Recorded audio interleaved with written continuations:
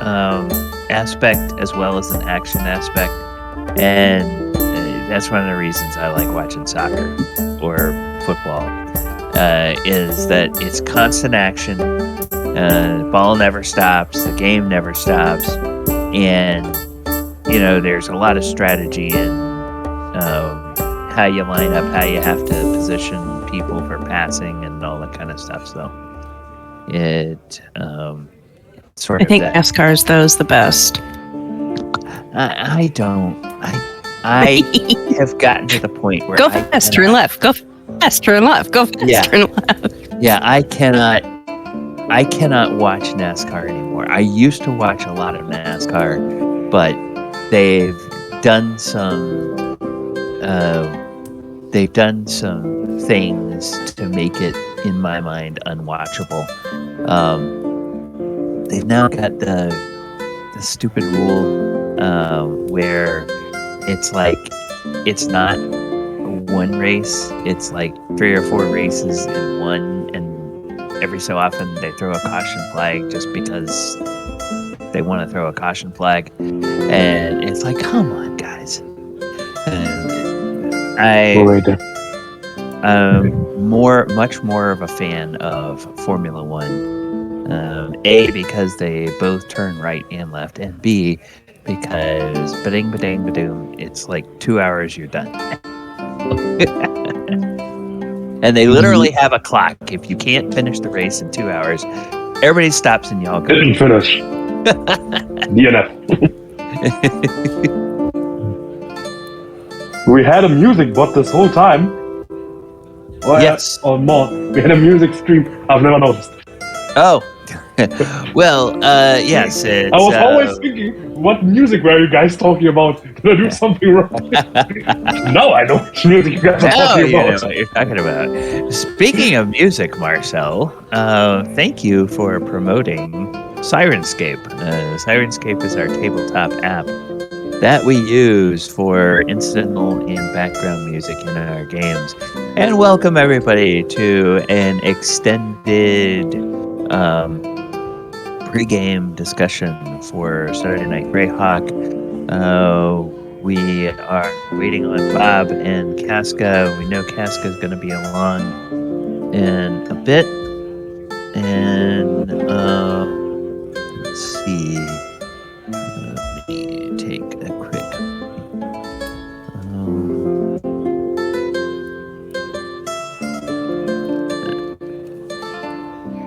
So you want to hear my day? Okay. Morning. Yeah, sure. Go ahead. Go ahead. Go. Well written. So, this morning, okay, let me back up just a little bit. So we bought a used garden tractor mower for our yard and did okay the first 2 times we mowed with it. It was used. It came from a dealership, so it had been serviced, etc. But it started leaking out of the back end. We were like, well, okay, what the heck's going on here, Leaking. So Yes. it was leaking a fluid. And it was, we finally put like something underneath it to catch what was dripping. Oil? And it was almost clear. It had a slight brown tint, but it didn't smell like oil. It was transmission fluid. Oh, geez. So, finally we got in touch with the dealer and we were like, because I went to pull it out to start it up and I could start it up. I just couldn't put it in any gear. It wouldn't go forward. It wouldn't go backward. Nothing. So the guy basically came back, got it, paid us, bought it back from us. Yeah, you're breaking up a lot. We were, I'm not the only one. You're breaking up a lot. okay. You're broke. Oh, You're done. now I have this. He's dead. Yeah, she can't hear. Can't. There we go. Is that better? Yes. Oh, I'm sorry. Okay. So, Okay, there we go. Now.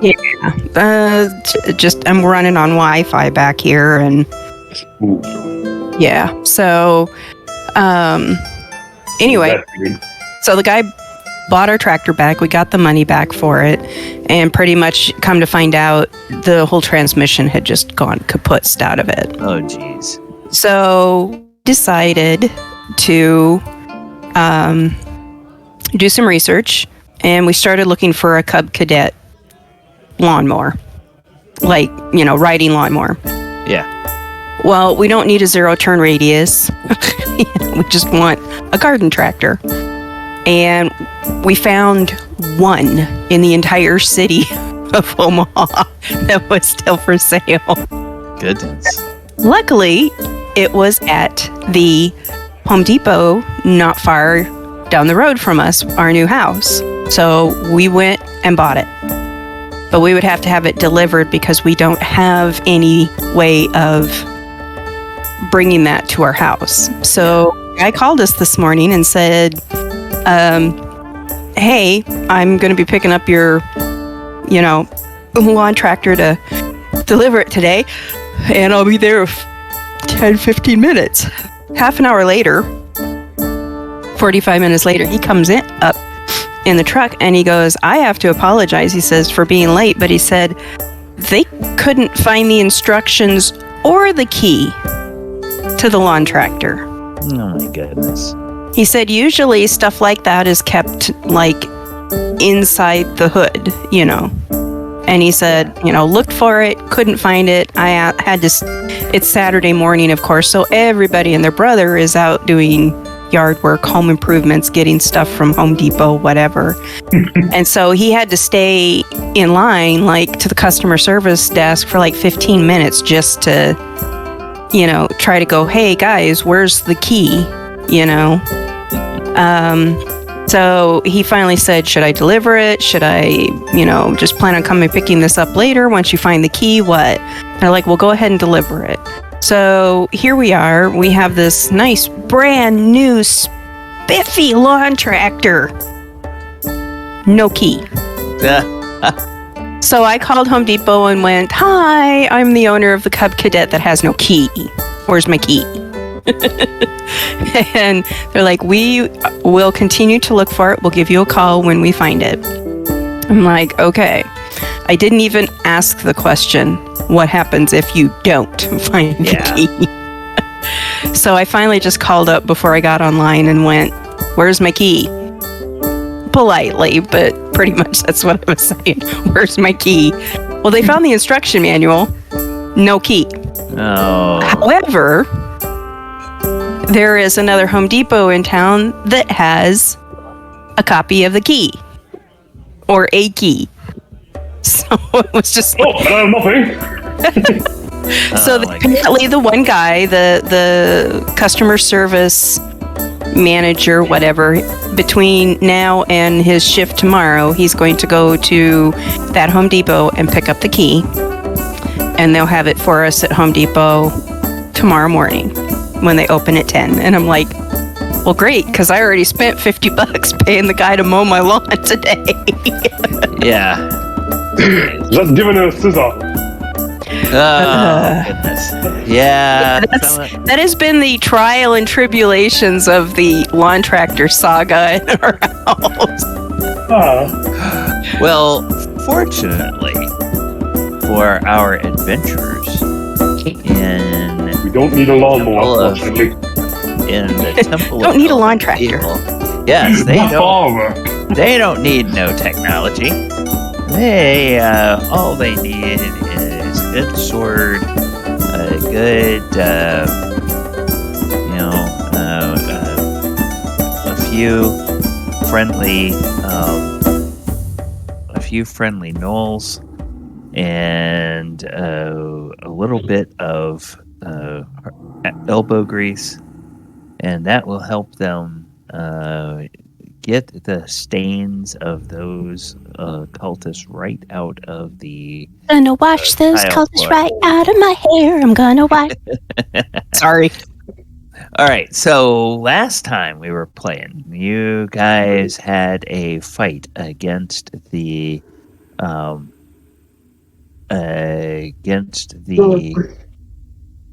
cultists, and you fought the head priest, and you dispatched him. There were a few of the cultists that decided that it was better to get paid and remain alive than to wind up like bloodstains on the floor. Several other of the cultists, not so much. So you now have a couple of more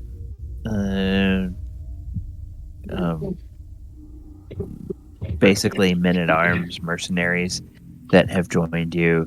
You've got your gnolls that are with you, your 3 gnolls or so that are here. And we had finished up the fight, and you were considering which direction you wanted to go to explore next. The place that you do know, or the place you have not yet been, I should say, is north up here in this part of the complex. And that is where the priests came from and where the men-at-arms basically had their barracks. So it's a possibility to go that way if you wish. You do recall you have kind of the heebie-jeebies that if you go down this hallway here, that leads you towards a big, wide hallway that was littered the last time you were here with skeletal remains. And among those skeletal remains were the animated skeletons of some humans and some gnolls. Now, you fought a lot of them. You did not destroy all of them. You do not know what happened to the ones you didn't destroy, but that is where they all were to begin with. So, and then you have not yet been up this hallway where the 2 gnolls are standing guard. So, what would you all like to do? Welcome, Casca. Hello. I vote we go north straight from where Talon's at there. That's fine. Good a place as any. I'm okay with it. Okay. This is a clearly an antechamber, a 10 by 20 foot hall, lit by a couple of torches, contains a bench and a stool. The walls here are plastered. Several pegs and hooks have recently been added from the look of them. And there's a brown cloak, a quiver with 9 arrows, and a hand axe on those. Several eye bolts are mounted horizontally along the west wall, and a wire runs through them and into the north wall of this chamber. I'm going to guess that wire's some kind of alarm. Okay, so Talon and Arcturus have moved up there. So going into the next room. This area has quarters for 8 guards. Looks like there's 4 bunks in here. So 2 guards can sleep on each bunk. They can be it also looks like there's not equipment here right now because probably it's all being used, but it has the look of a place where people who are very alert and ready to fight at a moment's notice stay. So there's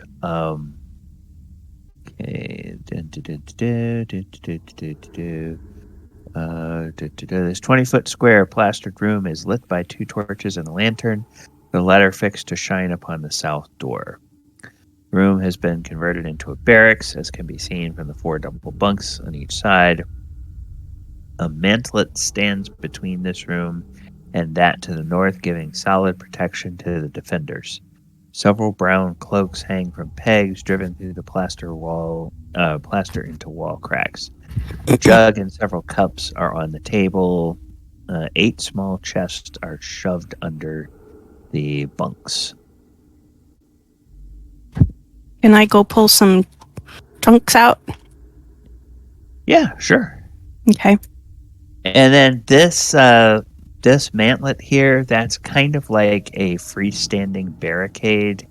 It's sort of a heavy wooden wall that has feet on either end. It's about 8 feet tall and about 8 feet wide, and it's positioned so that it allows only one person at a time to squeeze around this way.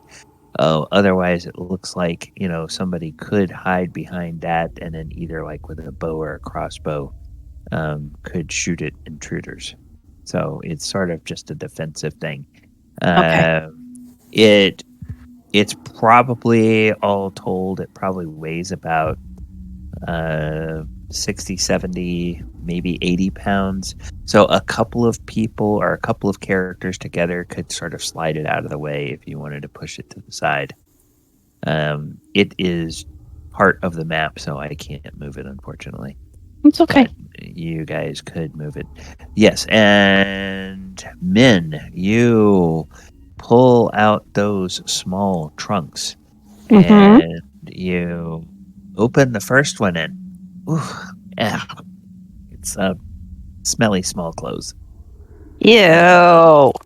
And then you pull out another Not one. what you're looking for. And you open it and it's smelly small clothes. Yuck. They need to do some serious laundry. And you pull out the third one and yep, you guessed it, more smelly small clothes. Ew. God, they need to take some serious baths. Ugh. Should have stopped after the second one. Yeah, so and then Min probably after that she probably just goes and starts shaking them and nothing rattles around like coins. Yeah. I was gonna say, yeah, she'd be like, all right, enough of this smelly small clothes crap. Let's just shake them. Yeah. All right. Well, so much for that. What else we got? Well, the gear that these people had is probably on their corpses, or on their persons if they are still alive. Yeah. So there's not a whole lot. There's not a whole lot there. Okay. There could be money hidden in the mattresses. Well, you are more than welcome to flip those stinky mattresses. Nope. So I guess they're just going to get to keep their money. I'm okay with that.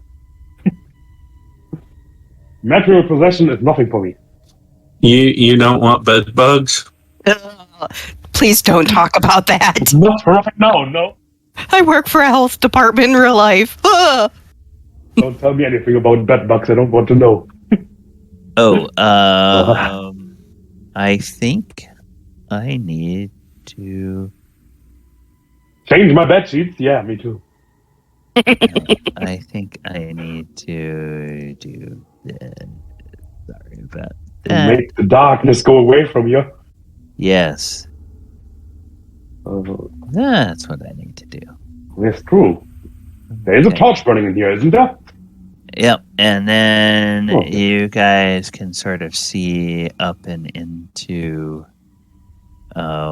this room as well. Oh. Even more chambers, for God. Yes, so as you look Who's up, Desert Wind? I'm that sorry. That's the dog. is- The master. That is Talon's war dog. Okay. Wait, where's Talon? Riding the dog. Oh, okay. Yeah, That's unfortunately, the dog is on top of you. Yeah. That's not Or the the dog's other way riding around, Talon, I no. guess. There's All something right. that's more important. Talon got a war dog, but it's really, really lazy, and so it He's just gonna likes to constantly it just likes to carry hop everyone. up on his shoulders and just sort of lay around his neck and say, "All right, carry me." All right, I'm good. Tally ho, dude.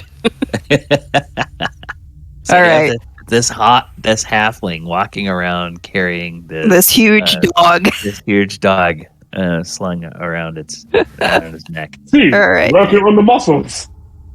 All right. So in this upper room that you have gone into, 4 wall cressets send smoky light through this room. This place is plastered, the floor covered with mosaic tiles.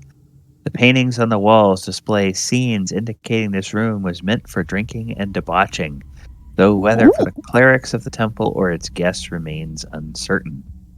8 double bunks are here. A long and well-made table in the middle of the room is flanked by long benches, plus a chair at each end. Cloaks on pegs are apparent, as are chests under the bunks. 3 barrels stand just inside the south door, 2 containing liquids, and the other some lumpy objects. Several large smoked sausages hang from a rope tossed over a ceiling truss. A small cabinet between the bunks on the east wall holds dishes. I'm gonna check out the smoked sausages. See I was if gonna say they're, I'm heading right like- for the smoked sausage. you know, I'll start checking out those barrels. I want to know what liquid is in there. Okay, Please don't let it be piss. the smoked sausages are, Yes. you know, you smell them, and they smell pretty good. It's uncertain. I mean, you can't discern what sort of meat they're made from. Obviously, the meat is all ground and everything, and stuffed inside the sausage casings. But it smells kind of spicy, like they're spicy sausages. Ooh. And but it has a nice smoky aroma.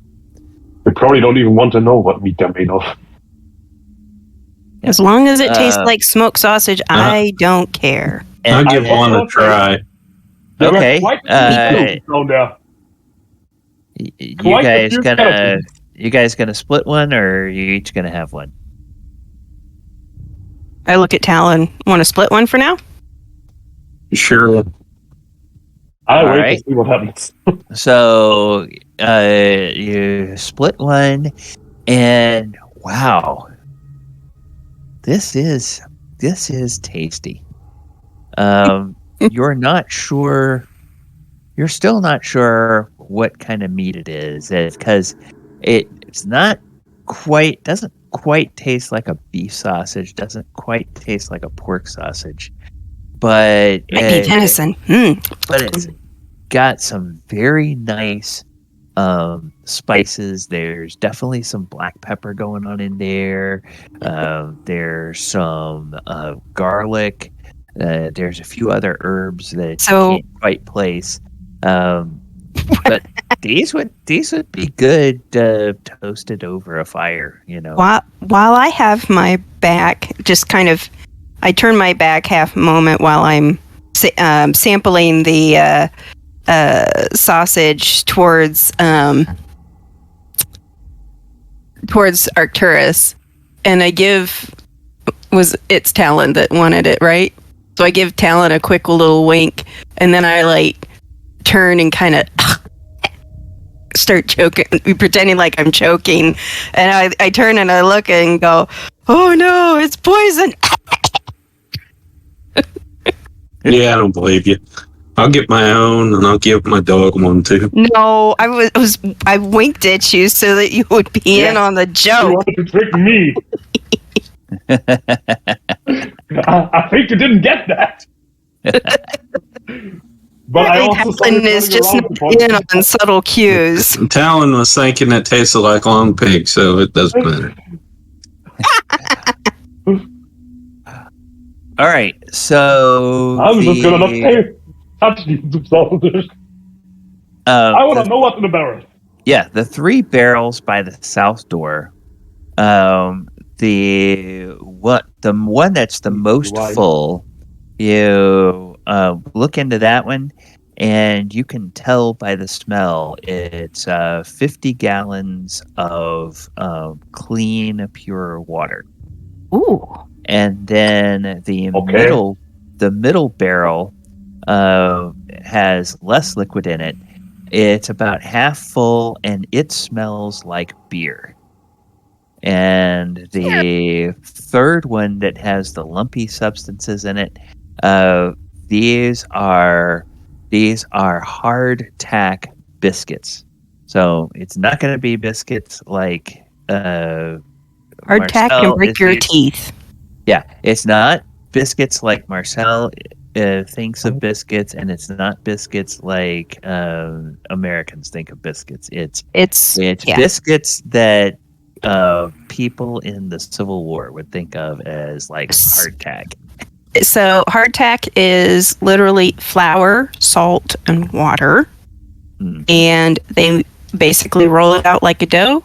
They cut it into squares. They put it into the oven and bake it at a really low temperature to dry the moisture out.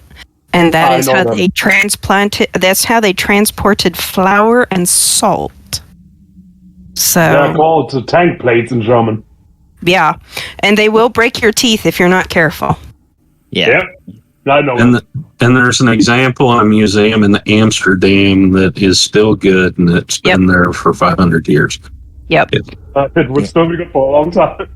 Yeah, it keeps very well. So yeah, back in the days before refrigeration, that was Heather's exactly right, and you guys nailed it. That's exactly what they would do.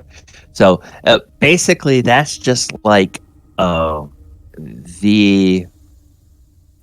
most basic of basic food rations.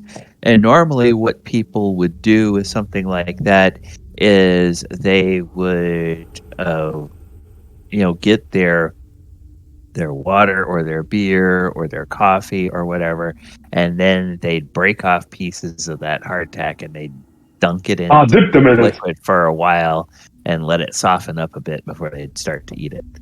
So it's good to throw in with stew. Yeah, make it a thickening. So that is those big barrels. The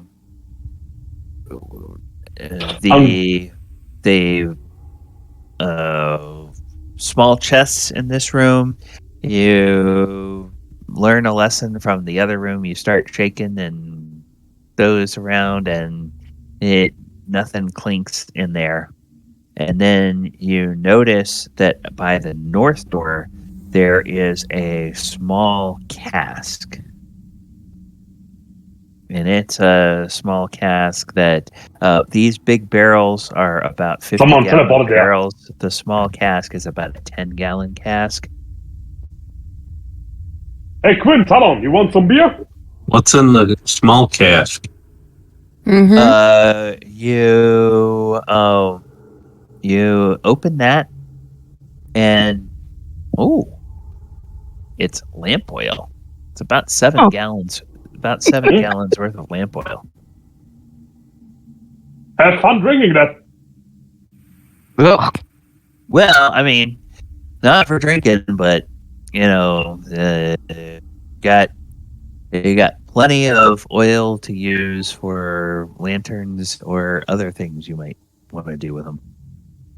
Well, if I remember right, lamp oil back in the day was made from like animal byproduct anyway. Yeah.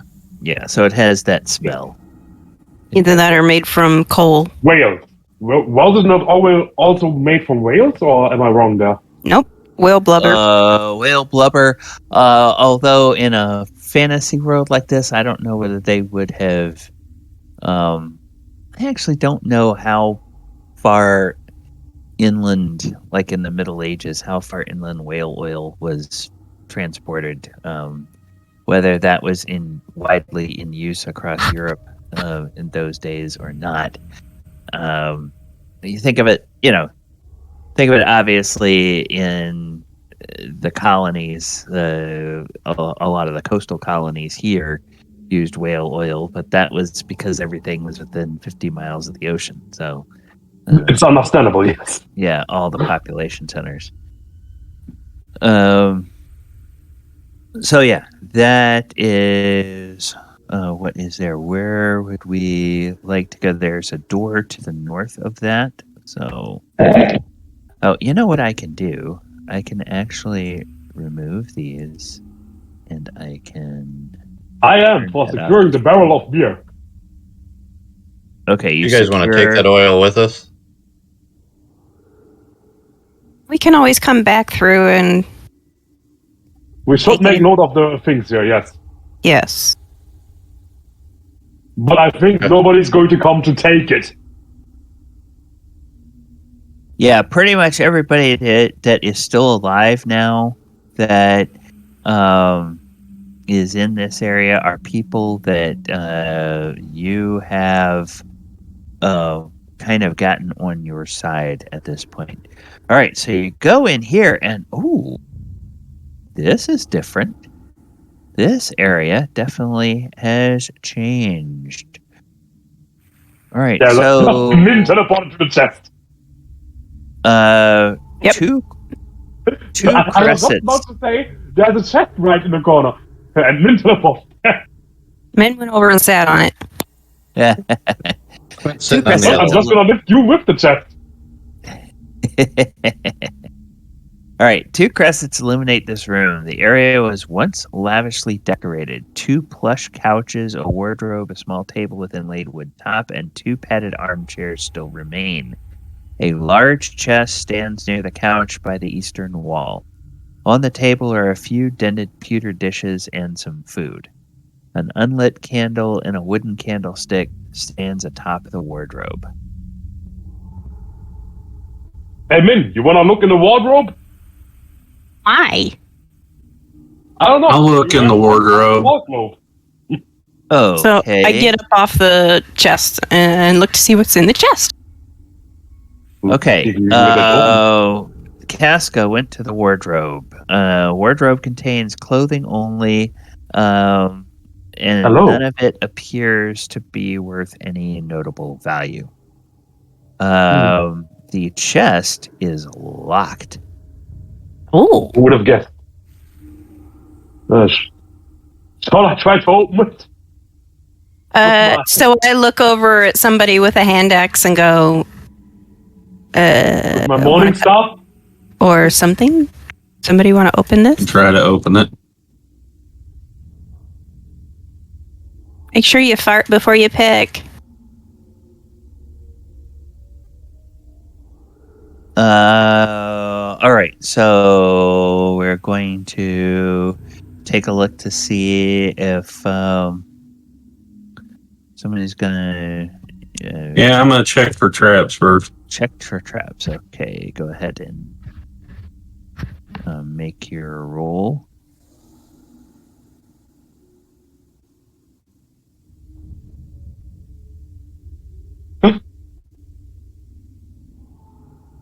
I'm in opposite world now. Okay.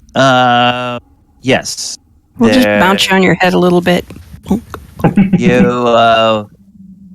You are pretty sure there are not any traps. All right, I will try to open the lock. Okay.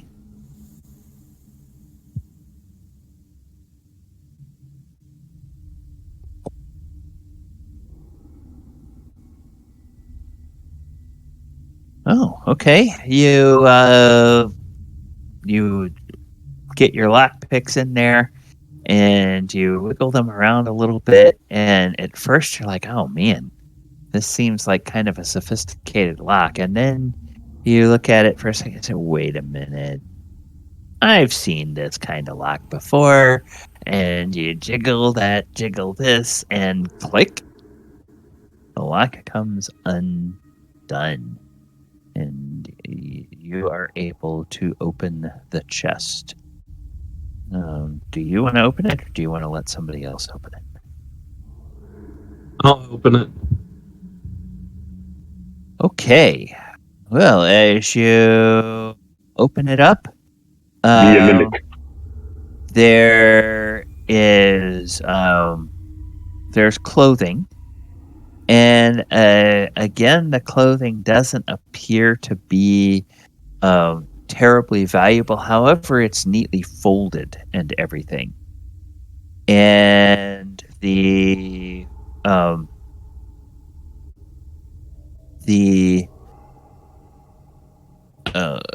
you start to pull the clothing aside, and you see that there is a little metal box. And when you pick up that box, that kind of clinks and rattles as though it might have some coins or something in it. You open that, and in there you see a gold chain, and you see some gold and some platinum. So let me take a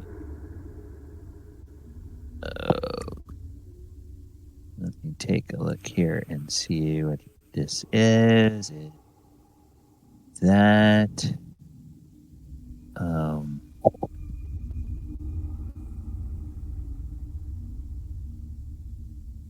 okay, so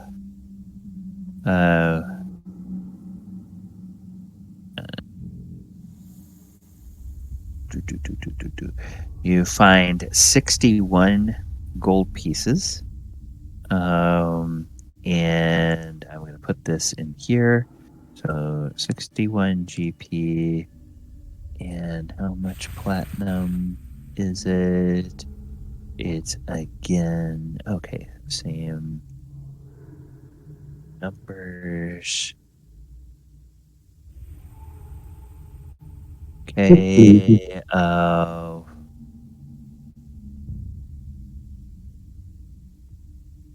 62 platinum pieces. And then the gold chain, you estimate, a rough estimate, it looks like it's about 200 gold pieces. And then let's see, there's also underneath the clothing, there is a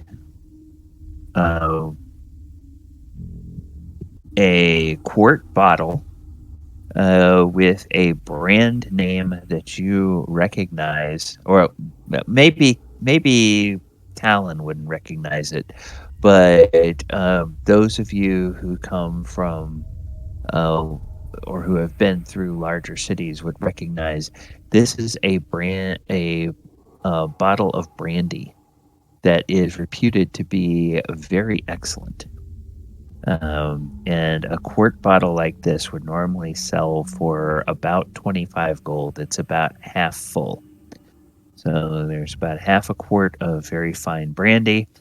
There is a neatly coiled length, 50-foot length of rope. It looks like good, sturdy, solid rope. Nothing fancy, but just very good quality.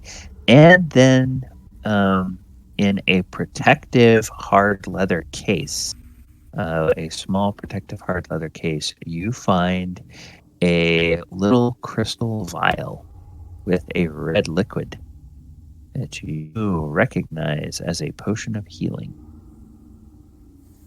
So, half quart of fine brandy, 50 feet of good rope, potion of healing. That's going to be 1 potion of healing. Right, and those are all the things that you find in the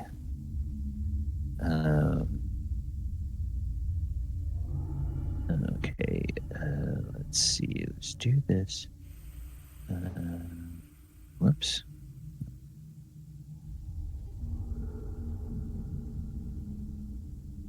All right, so let's see. Whoops. All in the chest.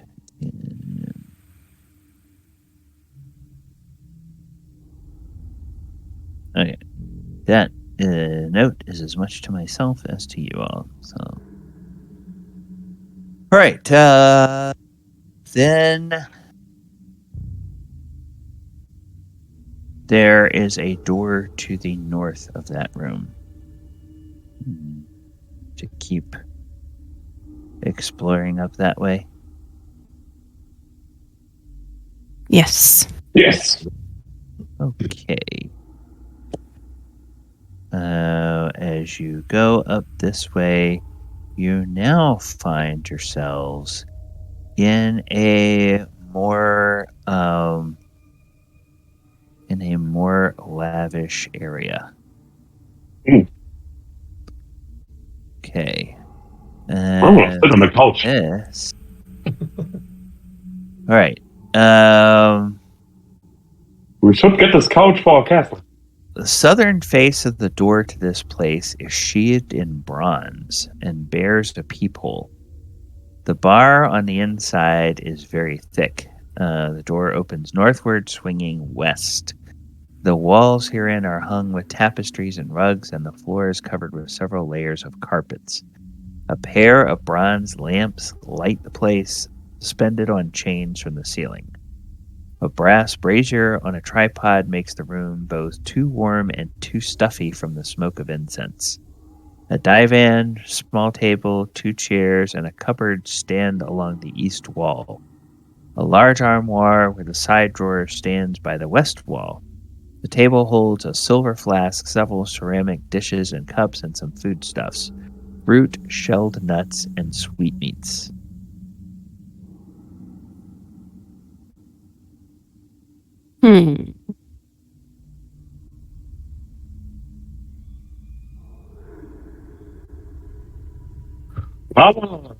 What's in the Look over armoire? The armoire. Let's see.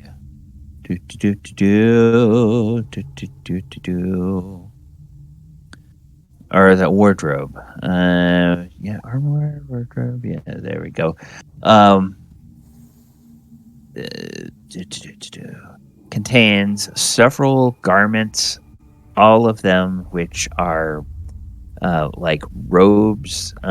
They look like none of them look like terribly fancy robes, and so they're serviceable but not terribly valuable.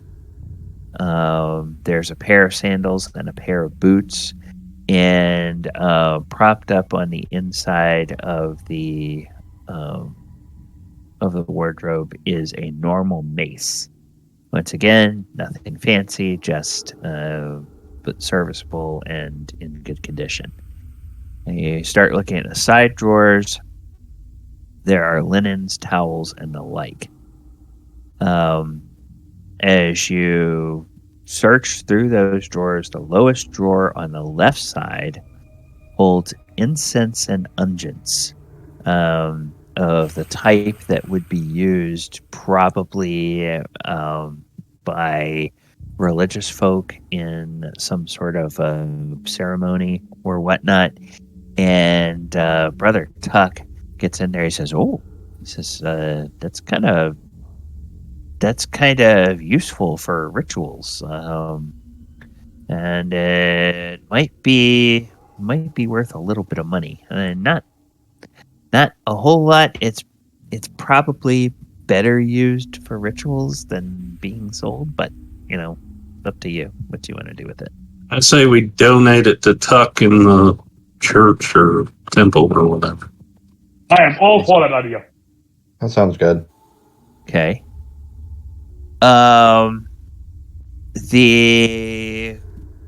There's, as you start walking over the floor, The floor is kind of uneven because these carpets, there's a bunch of carpets and they're kind of haphazardly laid in there. There's parts of the carpets that are laying over other parts, so it's kind of lumpy as you walk through there. And there's a good, if you start counting, there's a good like 15 carpets in this area that range in size from, some of them are round, some of them are oval, some of them are rectangular, and they range from about the small carpets of like 5 by 5 to larger ones, 10 or 15, maybe 20 feet in one direction or another. And those, maybe worth a little bit of money. They don't look like they're super fancy. That flask over there, the silver flask, that might be worth a little bit.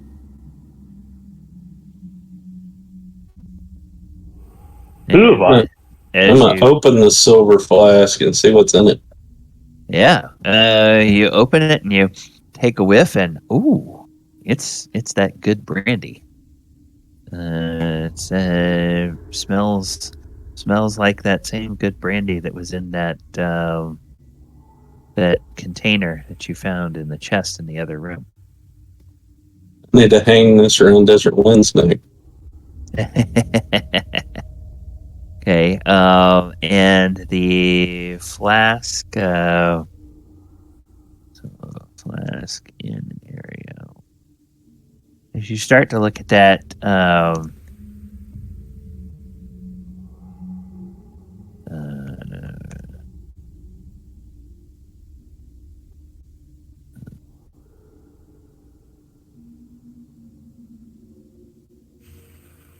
right, so that is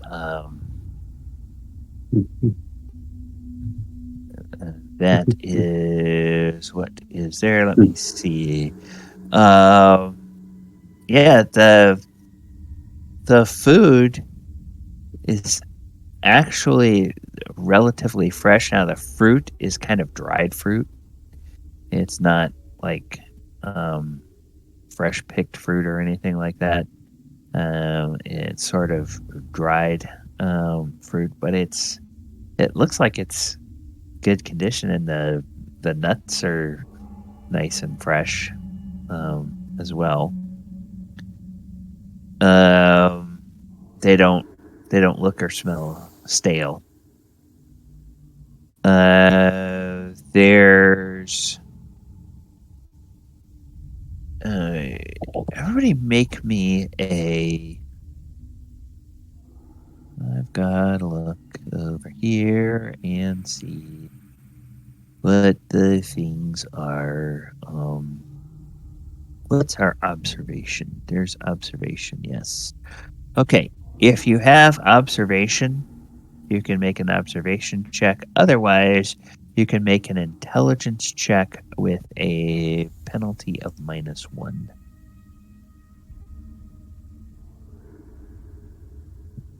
That is while you are in this room here.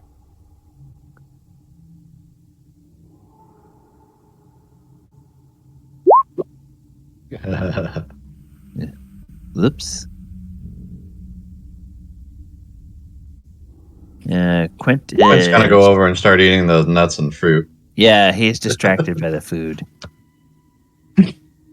Talon will join him. Yeah, Talon is actually distracted by keeping Desert Wind from,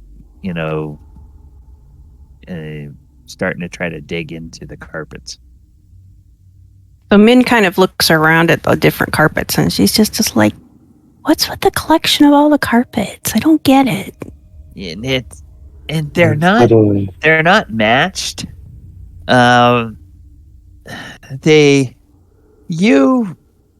You have known that at times people will like make gifts of like household goods or sometimes carpets or things like that to people, and so maybe like these are gifts that they collected over the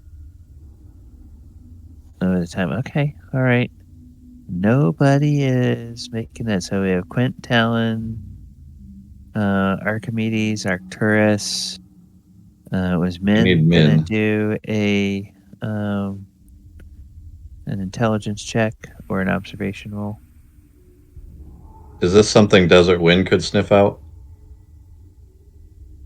Um, I'm not sure No. what to check for. No, And I it's know we're not. not doing well, so I'm grasping here. Yeah, it's not not something that would be based on his ability to smell. Okay. A dog's keen sense of smell. So there's carpets lying all over the place, or what?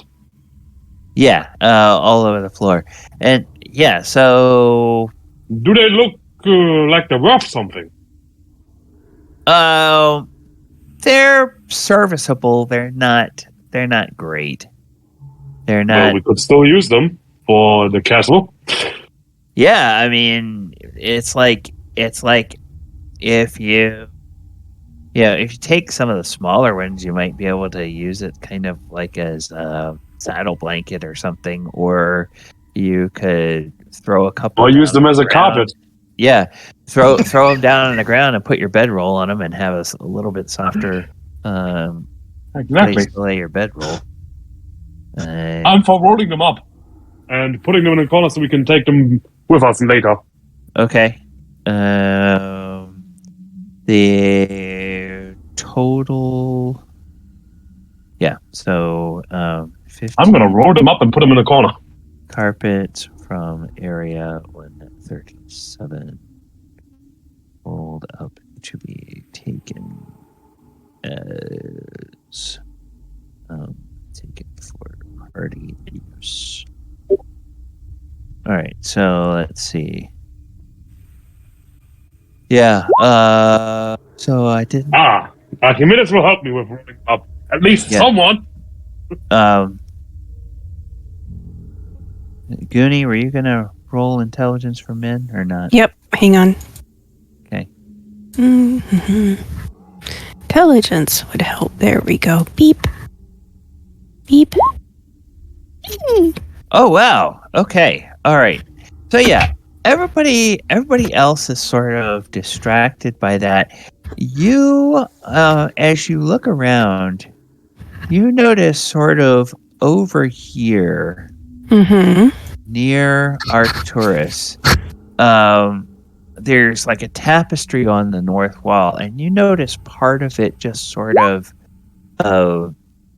moves, almost like it's like there's an air current or something moving it. So she kind of like walks over there and kind of looks at the tapestry a little bit, and then crooks her finger and kind of grabs a hold of the edge of it and starts pulling it to the side, like trying to peek behind it. Okay, and when you do,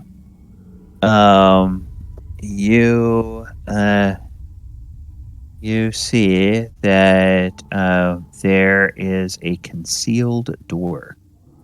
Hey. Actually, a concealed archway Ooh. by the tapestry that leads into another area to the north. And so she And- goes right in. And in this area, And she you stands see- right in the doorway. So nobody Yeah. else can come in. In this area, you see a very opulent chamber.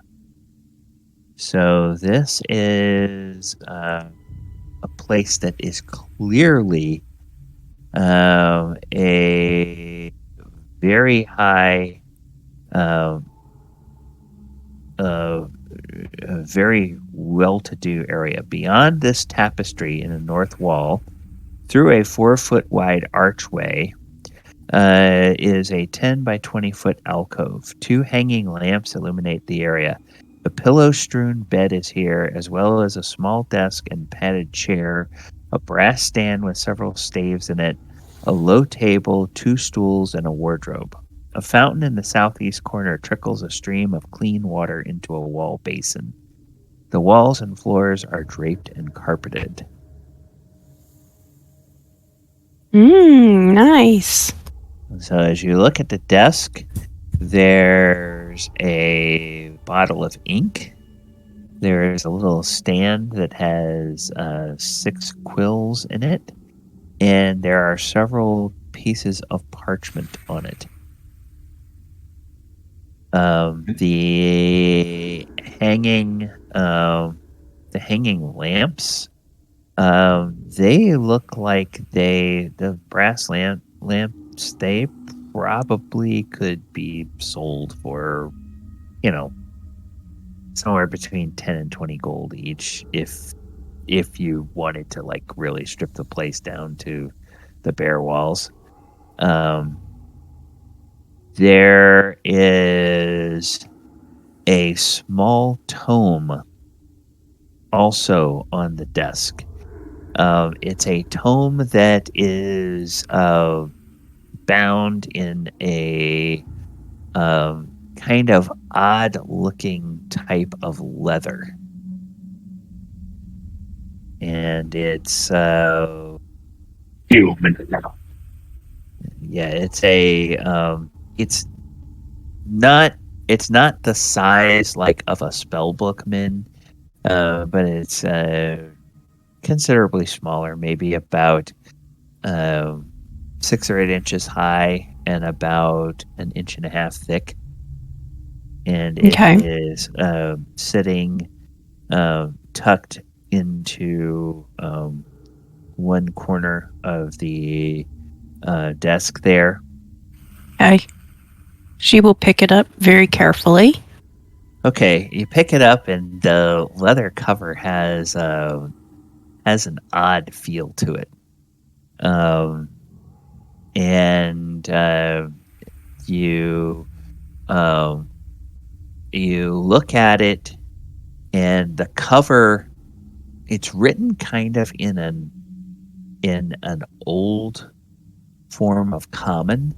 Mm-hmm. So it's common tongue, but it's kind of archaic in the dialect. And it says Elementus Humanus on the front.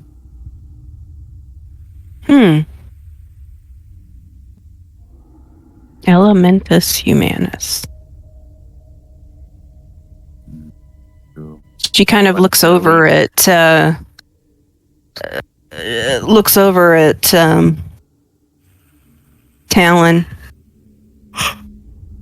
It goes, do you think this is possibly human skin?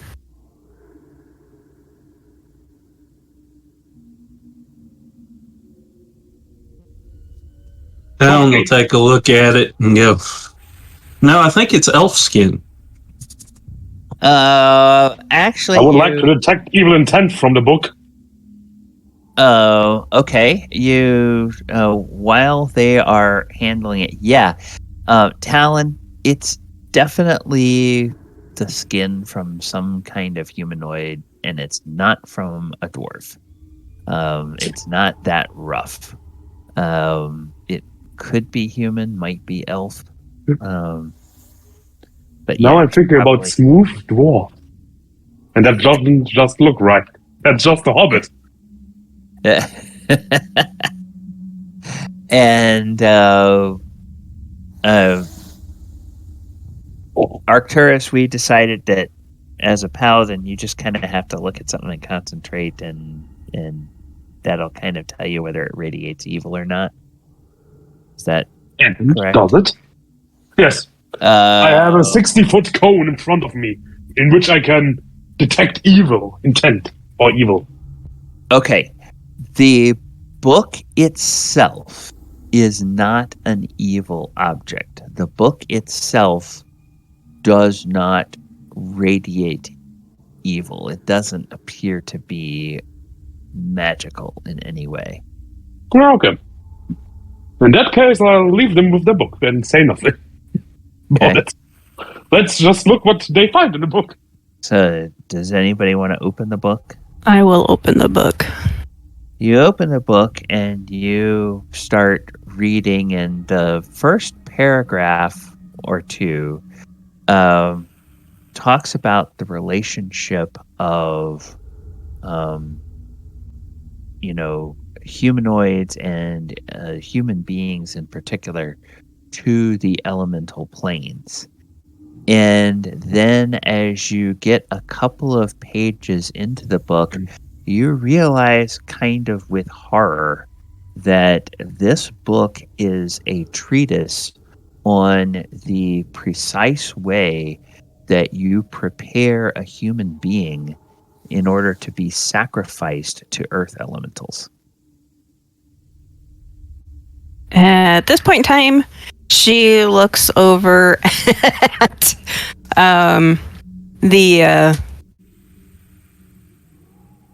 she looks over at Arcturus and goes, "Burn it. Burn it, burn it, burn it."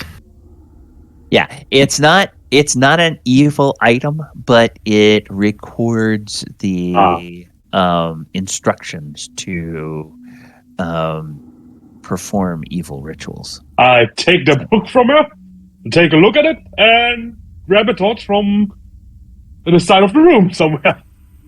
Okay. All right. Okay, now I need a dry spot somewhere. Yeah. Fireplace around here? Yeah, there's a brazier in that other room. Perfect. Yeah, okay, And I just put it in there. Throw it in there, and it burns. And just to be sure, I'm going to press the torch on it too. Yep. Okay. And I'm going to watch until it's fully gone. Okay. So meanwhile, back in this room, there's another wardrobe. Open the wardrobe. There's some old clothing. There is a leather sack hanging up on a rod that's across the top of the wardrobe on the inside. And down at the bottom of the wardrobe, there are 2 bottles of wine.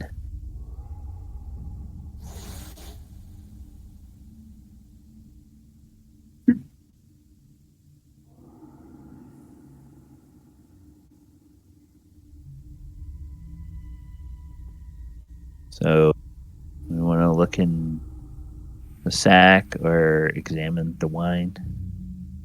Went to look in the sack in there. Okay.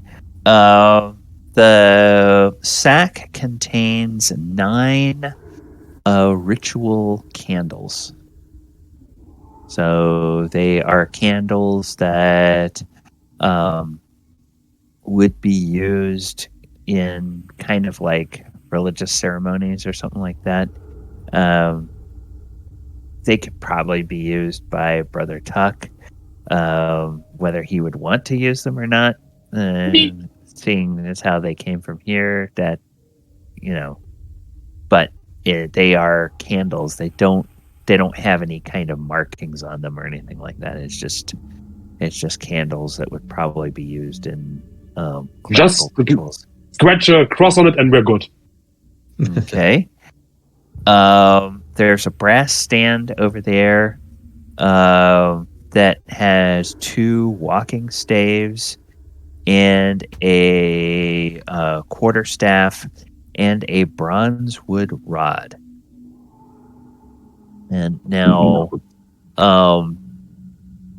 if you, I don't know that it's been in use popularly here in this country, but if you think about in probably the era around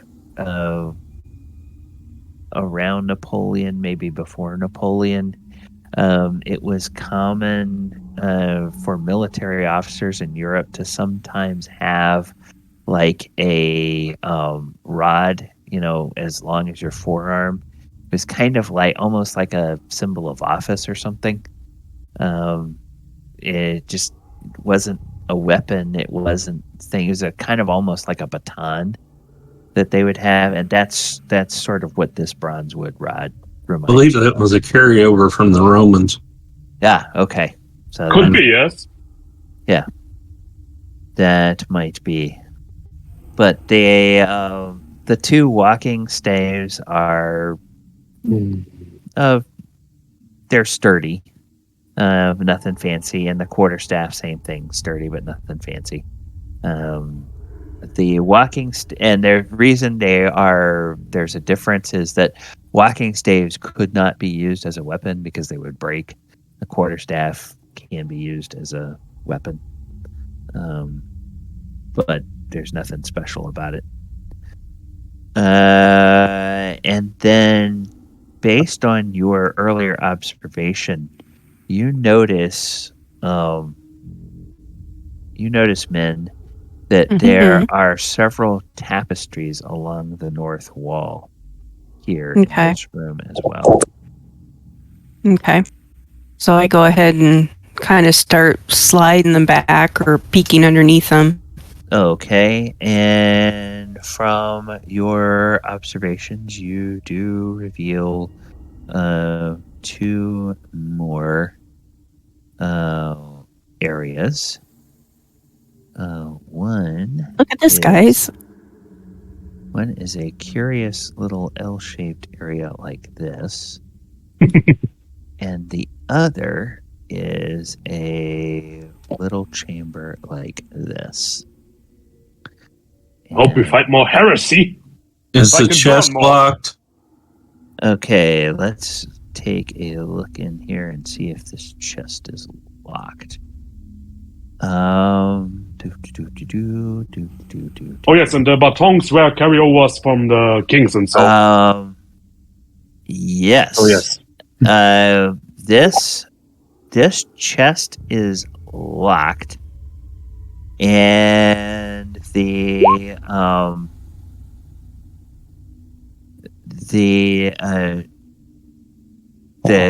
keyhole. There's something that looks familiar about this keyhole, and you recall when is it the same hole again? Nope. You recall when you killed the priest out in the hallway in that last battle, that he had a small key on him, and that key looks like it would probably fit in this keyhole. Get the key and try it. Okay, you get the key, and you put the key in, and you... Be careful, there might be traps in there. And you turn the lock, and you... I mean, this is running away. And you... I need for you to make me a check, and I have to pull up your character sheet to see what kind of check I need you to make for me. Gonna look at the... I want you. Okay, let's see. Where's our... Yeah, make a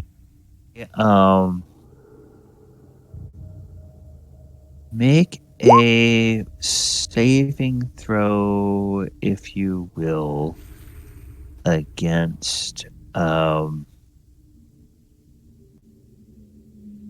saving throw against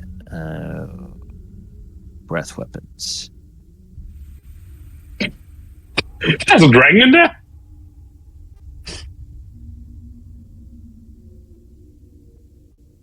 Okay. All right. Okay. Talon. You used the key, but as you turn the key, there is a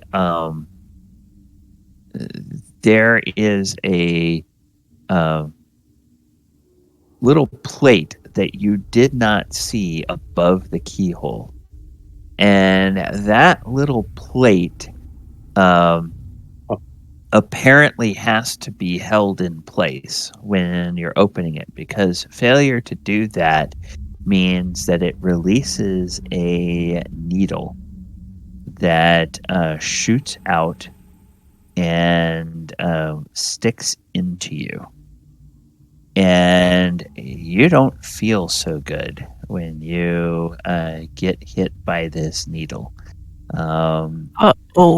You take some damage that you know is poison damage,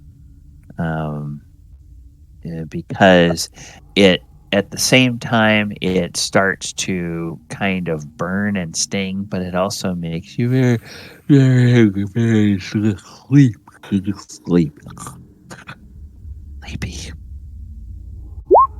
I rush to Talon's side and remove the needle. Talon, immediately you take 11 points of poison damage. And you fall on your butt, and it's clear to everybody that he is kind of unconscious as he hits the floor. And Arcturus, when you rush over, you see this needle sticking out of him, and you can see where the needle has penetrated just below the clavicle. You can see where there's kind of a discoloration under the skin that is beginning to spread. That is clearly the sign of poison. Try to pull the needle out gently, if there's some hooks on it. Okay. Nope, it doesn't appear to be barbed. Good. And after I've pulled it out, I'm going to lay on hands and cure disease. Okay. Cure disease. Cure disease? Okay. So you're not trying to give him hit points, you're just trying to cure disease. No, I'm not laying on hands, I'm curing disease. I can use cure disease once per week. Okay. For every 5 levels of experience. Okay. So, Talon, you didn't know that you had picked up a little bout of gastroenteritis, but that is healed. However, done. Talon still appears to be poisoned.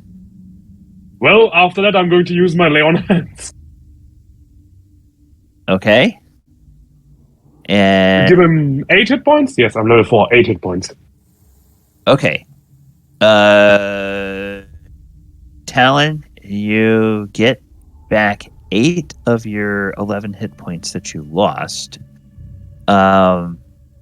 Which means that, that infusion of healing, your eyes flutter open, but immediately, you feel that burning in your chest, in your clavicle, and you can feel that poison is still there, and you think it's still starting to work its way through your body. So you're still poisoned. Can Brother Tuck do something for him? Let us see. I'm not sure what he has available. Can Brother Tuck? I am all out of option. I've used my cure disease and my own. Okay. Only give him some healing potions. Let us take. Yeah, we could do that, but I didn't know if Brother Tuck might have. Yes. I also would suggest getting him to the cleric before we do anything else. All right, so Brother Tuck, where is... We just wanted to do some rescue healing. Okay, come on. on here. You know what? I'm used to people dying very quickly in second edition. Yes, let's see. Let's just take a look here. Okay, there we go. That's what I needed you to do. Where did Brother Tuck go? Brother Tuck is down here. We're gonna bring Brother Tuck up here into this room, and we're gonna take a look at Brother Tuck's I can sprinkle some holy water on him. Yeah. Or I can touch him with my ivory rod. Spells. I also don't have a bow and I'm wearing 30 arrows. So, that's that.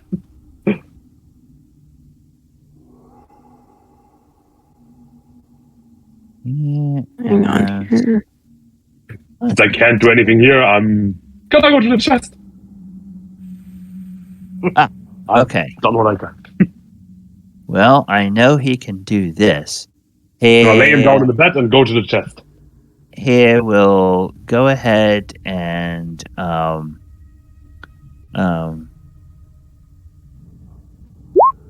he will use the slow poison.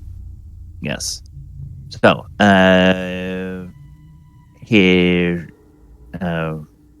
when it's placed upon a poisoned individual, greatly slows the effects of venom or other poison you have cast on the victim before the poison takes full effect. While a spell does not neutralize venom, it does prevent it from substantially harming the individual for the duration of its magic in the hope that during that spell period, poison can be fully cured. Now,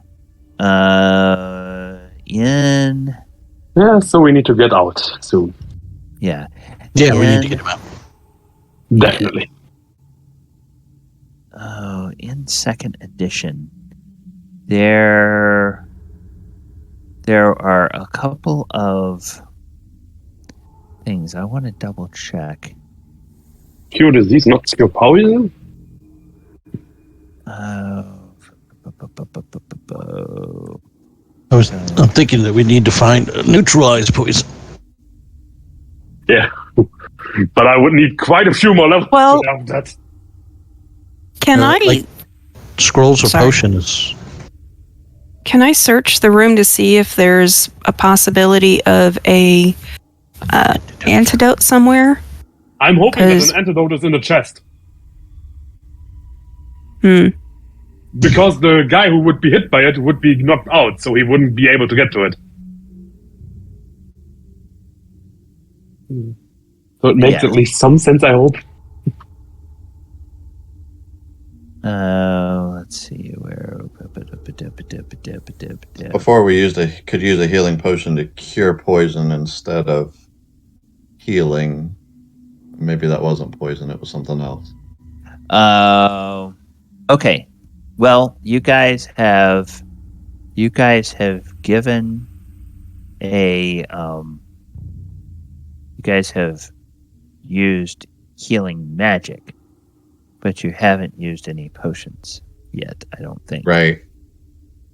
So why don't we use that healing potion we just found and use that to take care of the poison if we can? Yeah. Okay. So you take that poison, or you take that potion, you give it to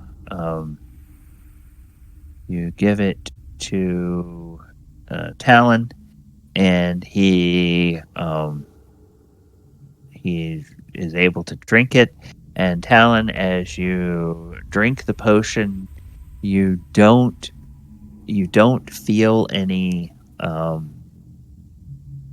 reinvigorated health, but the last burning sensation of that poison does dissipate and goes away. So between the slow poison that Brother Tuck did and that potion, you feel pretty certain that you're not going to get killed by this poison. So pretty potent. Pretty potent poison in that lock. Talon curls up on the bed and goes to sleep. Yeah. Okay. I was going to say you need a drink from that flask on Desert Wind. The good news is that the chest is unlocked. And what's in it? Okay. We also have a barrel full of beer for you, if you want. Yeah. You open that up. Inside, there's a bullseye lantern, a tinderbox, 2 leather bags that bulge like they're carrying coins, a gold box set with ivory, a vial that has a potion, and it's clearly not the healing potion that you are used to. Okay, it's not an antidote. And there's a scroll tube that is rolled up and sealed. It's got a leather cap on. It's a tube that's made of one piece, and then one end has a leather cap, and the leather cap is on. I'm first going to open the tube, I would guess. Okay. And look what's inside there. And get poisoned myself, probably. Yeah, you open the tube, and there is a scroll with what looks like clerical spells in there. You want to pull them out and read them? Or pull them out and look at them? Definitely, yes. Okay. Pull them out. You scan over them. One of them is probably something that's useful to you. It is a clerical scroll of prayer. And the other is a one that you may not be that interested in. It is a clerical scroll of animate dead.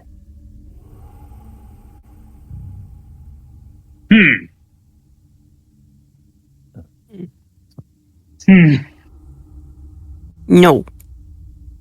Is that a no? It'd be handy. I wouldn't destroy it.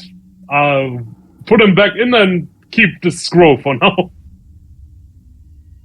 I need to think about if I'm okay with that. If you animated the dead to fight evil, how is that bad? That would be good.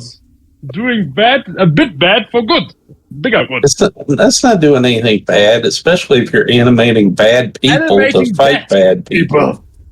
Yeah, but they should bad dead people. You animate them to go fight bad people. Well, I'm not a cleric of sand. What's no Brother's Tuck? I am of not Saint Cuthbert. Yeah, Brother Tuck hears about the animate dead, and he just sort of shudders. Ooh, and he kind of makes a sign of Saint Cuthbert in front of himself. My knowledge is useful, except for the knowledge in the book I brought. That's not useful. I'm gonna keep the scroll. At first, I thought he was going to say it was how to prepare humans for feasting. And I was like, oh, it's a cookbook.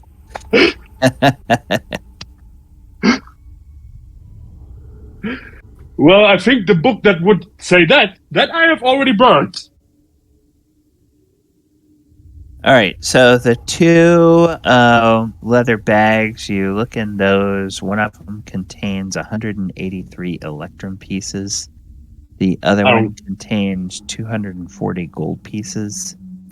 And the gold box set with ivory. Yes, that one. What is that is empty, but that box itself looks like it's quite valuable. And after Talon sleeps off the effects of the poison, he would be able to appraise Analyze how much it's worth. Yeah, about 300. I wanted to know if there's any indicator of what was in the box. Nope, nothing in the box. No, if there's any indicator of what was in the box. Is there a padding for a ring or something? No, but it has a faint smell of like incense, or perhaps so probably something for a ritual. Yeah, you might. Some of you might recall that back in the day, perfumes used to be kind of not usually a liquid state. They used to be kind of like a waxy. They were a solid state. Yeah, a waxy solid. It's kind of like you smell inside the box, and maybe it had incense, or maybe it had some kind of a spicy perfume in it at one point in time. But it's all been gone, and it's been empty for a while, so that smell has kind of faded. It's just like a little faint aroma that is suggestive of either perfume or incense. All of that doesn't interest me. Yeah. I call out to Min. If you want it, you can have it. Okay. And don't forget, we got to sell stuff and send the king money. Yes, but what he doesn't know about, he doesn't know about. It's pretty sad when the thief is the most honest person in the group. I am honest. To God. And so I make sure that the church gets its cut. Hey. I do not bow to kings.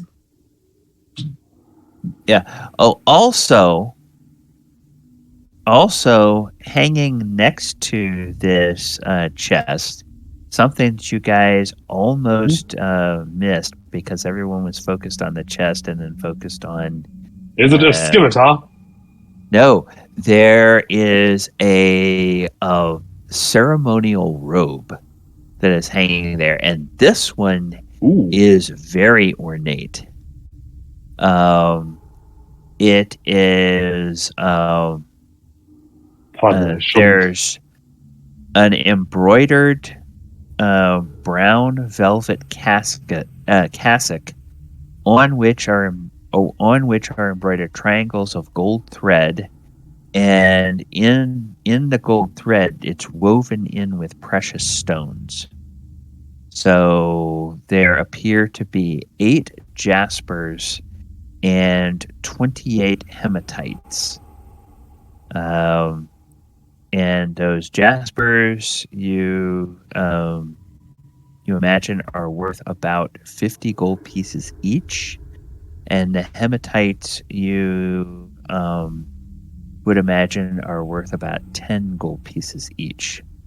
And the robe itself, from what it is made? Well, it's made of velvet, so the robe itself is probably not terribly valuable, unless, of course, you knew of a priest of this kind of cult that you might want to sell it to. No. Or somebody who wanted to collect such garb, which you guys may question anybody that might want to collect this kind of stuff. Yes. But yeah. The stones basically are what is worthwhile, or what is worth money. And so yeah. So ceremonial garb,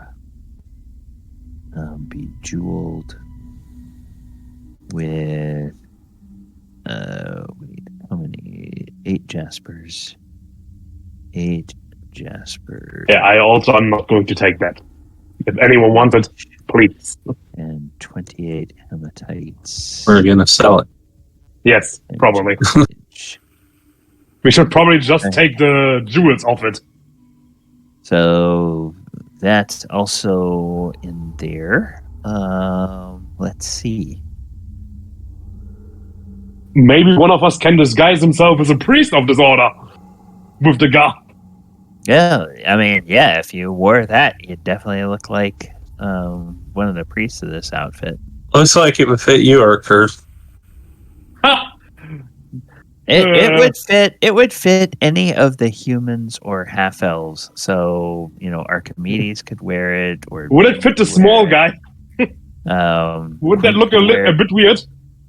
No, Pardon? he would look like he was wearing some kind of really crazy, like maybe imperial robe, the kind of robe that's designed To the ground.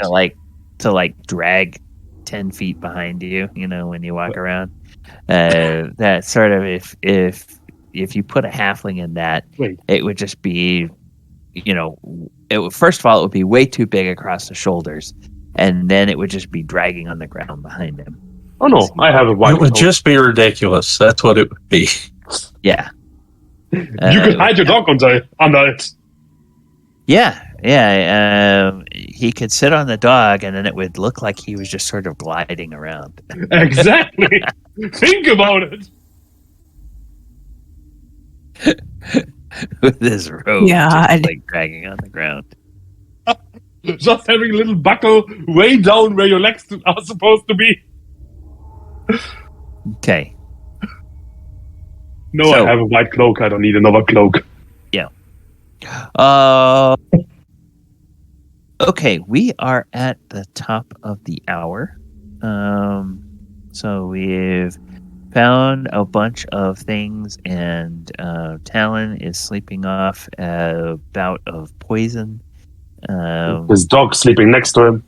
And so I think we should go ahead and take our break here.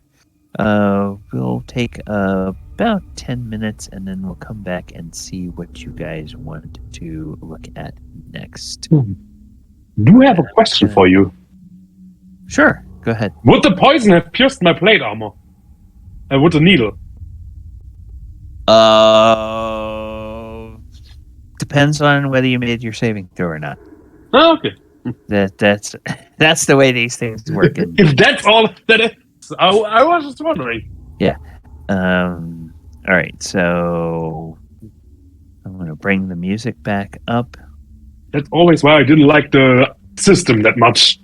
Yes. All right. Has some big weaknesses. Viewers, thank you so much for joining us this evening. We're going to go ahead and take our break. I'm going to set the timer for about 10 minutes, and we will be back. Players, I am going to go ahead and mute myself. You guys can stay here and chat on the channel with the stream, or you can move to the off-stream chat. It's up to you.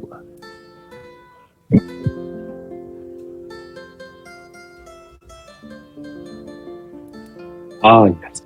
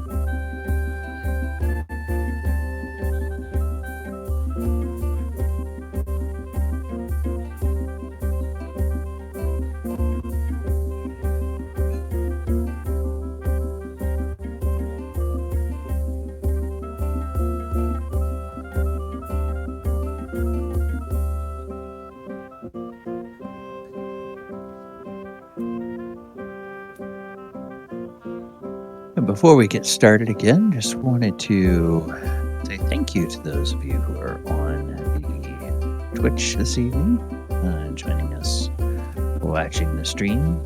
We appreciate it. We are here.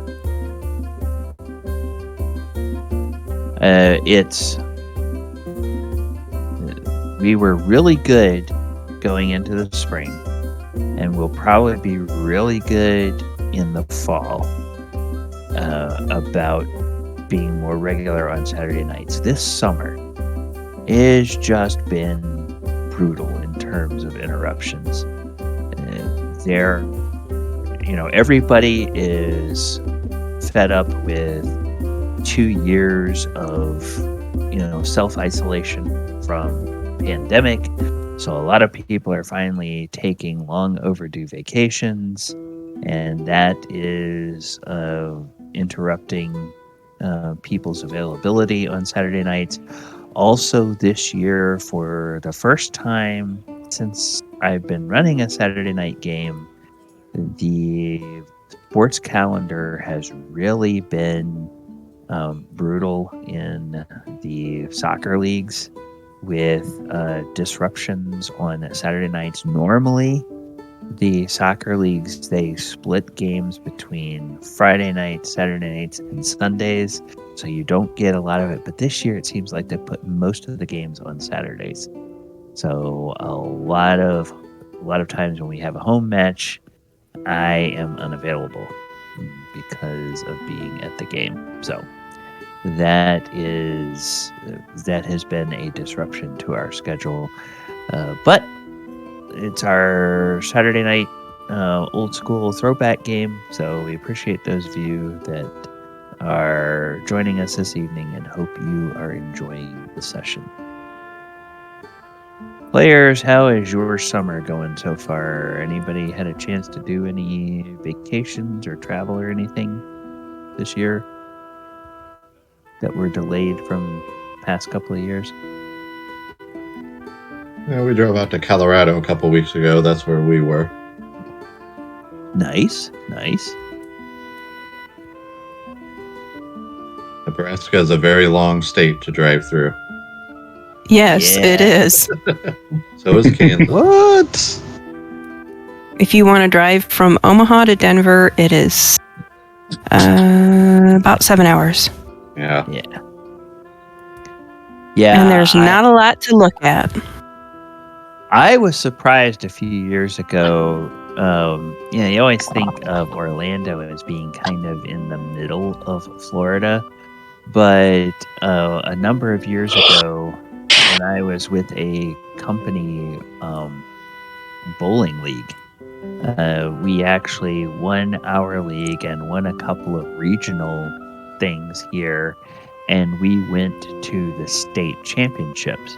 And that year, the state championship was in Pensacola, which is about as far west as you can go in the panhandle of Florida. And it took like 10 or 11 hours to drive from Orlando to Pensacola. And it's like, I had no idea that this state was that long. But it's long and narrow, and it's curved. It's not like you can't go in a straight line because of the Gulf of Mexico. You have to go around that whole crescent area. And then, of course, trying to drive across Texas is just, you have to drive from the east side of Texas to the west side of Texas. They just laugh at you when you complain about driving anywhere else, unless you're in Alaska, and then driving across Alaska is... Yes. That talk about desolate. That literally puts everything to shame. If you can even manage to drive across Alaska. All right. Well, looks like we are at the end of the break. I hear most people coming back. So, let us get back to where we were exploring. I'm going to take us off of the tavern music and back to the exploration music. and you guys had just finished up here dealing with the consequences of this trapped chest and finding all the goodies that were in there. Min had discovered this little hallway here that apparently goes to nowhere. And then there's, of course, that appears to be kind of a dead end. Just going to check the chest for hidden compartments. I'm not going to guess there's awesome, but I'm just still going to check. Okay. Well, outside of the chest appears to be made of iron, and Arcturus pokes around, prods around, and it looks like the interior dimensions match the exterior dimensions. It's heavy, but it is not anchored to the floor, and you move it around. There doesn't appear to be any loose stones or nothing, no sound on the bottom. Yep. Well, I'm going to stand it down again and go away. I'm satisfied. There's nothing. All right, but never hurts to check. Especially with the high-ranking chests. Yeah, unless, of course, there's a trap, and then it might hurt to check. But hey, I'm wearing plate armor. It's gonna get penetrated by a 2-inch steel needle. I'd like to search, see if there's a hidden door over here at this hall. All right. That makes sense, yes. So let's see. I know in some systems it's a 1d6, and on a 1 you're successful, but yeah, I don't know what it is in this one. Is if there isn't a hidden door, I'm just going to use my Warhammer and make a hidden door there. Let's see. Yeah, I think that is what we have here. Yeah, you look at it and you don't notice anything. Now, do any of you have, as part of your features, like anything that you notice, stonework or anything on a certain... I can detect evil intent from a stone. Okay, yeah. Elves and half-elves have an ability... Half-elves have a 1 in 6 chance of spotting secret doors. Yeah, so any of you guys half-elves want to take a look up there? I'm the only human here. If they're actively seeking, it's a 1 in 3, so a 1 in 2 of a d6. Okay. All right, so we have Quint and Min taking a look. So let's go ahead and... Oh, wow. Min, you are on En Fuego this evening. Min is just finding everything. Her powers of observation. Maybe she should have opened chest. All right. So you open the door and you find that it looks out on or you find a secret door. And the secret door is not locked. It's just very cleverly hidden. And it looks out onto a... I just did something dumb. It looks out onto a hallway. So let's take a look at there. All right. And that hallway is about 20 feet wide, stretches north and south. As it goes south, it does appear to turn, angle slightly. And that angle just disappears off into the darkness. To the north, it continues up, and you can tell that there's a couple of side passages to the north. You of course can't see exactly where they go, but you kind of notice something like that. Let's draw that down a little bit so people can see a bit more of what's there. Right, so it's a big, wide hallway, and let me get you a description of that hallway. This corridor is sheathed in polished brown marble, veined with black. And the the brown of the marble shades toward beige as it proceeds northward, but deepens to a dark chocolate hue southward. Large bronze cressets are staggered at 10-foot intervals on either side of the hall. And it looks like from the fact that you can see the evidence of smoke on the walls, it looks like normally they are lit, but at the moment they are not. So light sources here is the light source that you have with you. And the light that's spilling out of this room.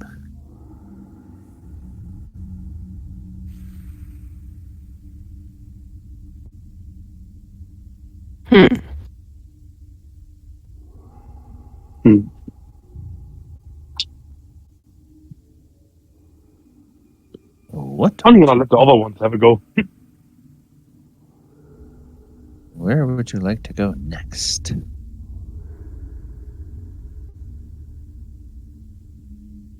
Do I see?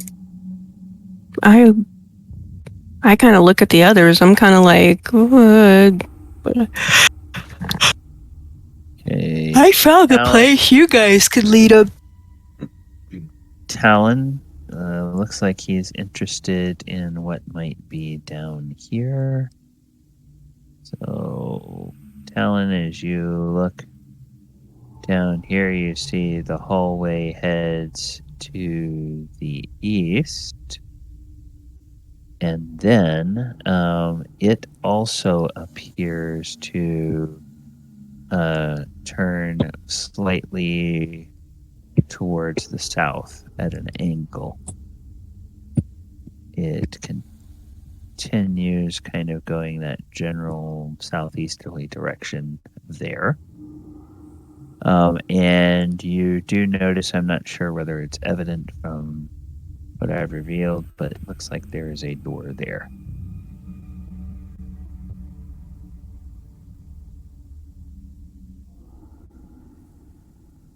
So you want to... Is the door locked? You head to that door. Let us see. Looks like the door is not locked.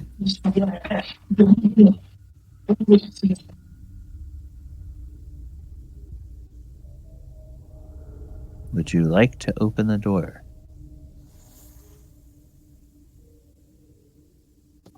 I'm gonna knock on the door.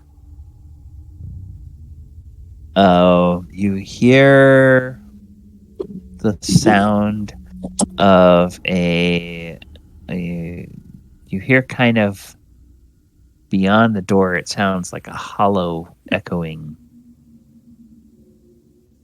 room, and nobody answers the door.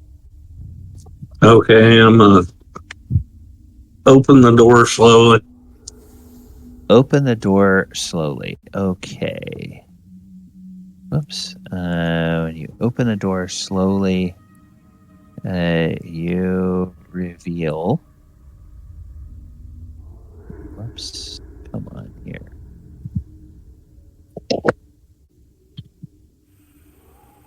Open the door slowly, you reveal a chamber, or at least part of the chamber, that looks like it was once a library. And you can tell it was probably a library, as evidenced by the charred remains of books and litter of broken tables and chairs. Scraps of torn and burned scrolls are tossed here and there.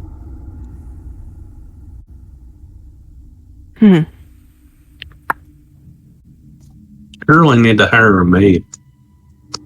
We could search for something valuable. There may be a scroll or something that's not burned. Okay, as you get in here, you see it, and as people start to Prison. walk around, you can examine the full dimensions of this place, which is pretty large. And you can see that down at the other end, there is a door here.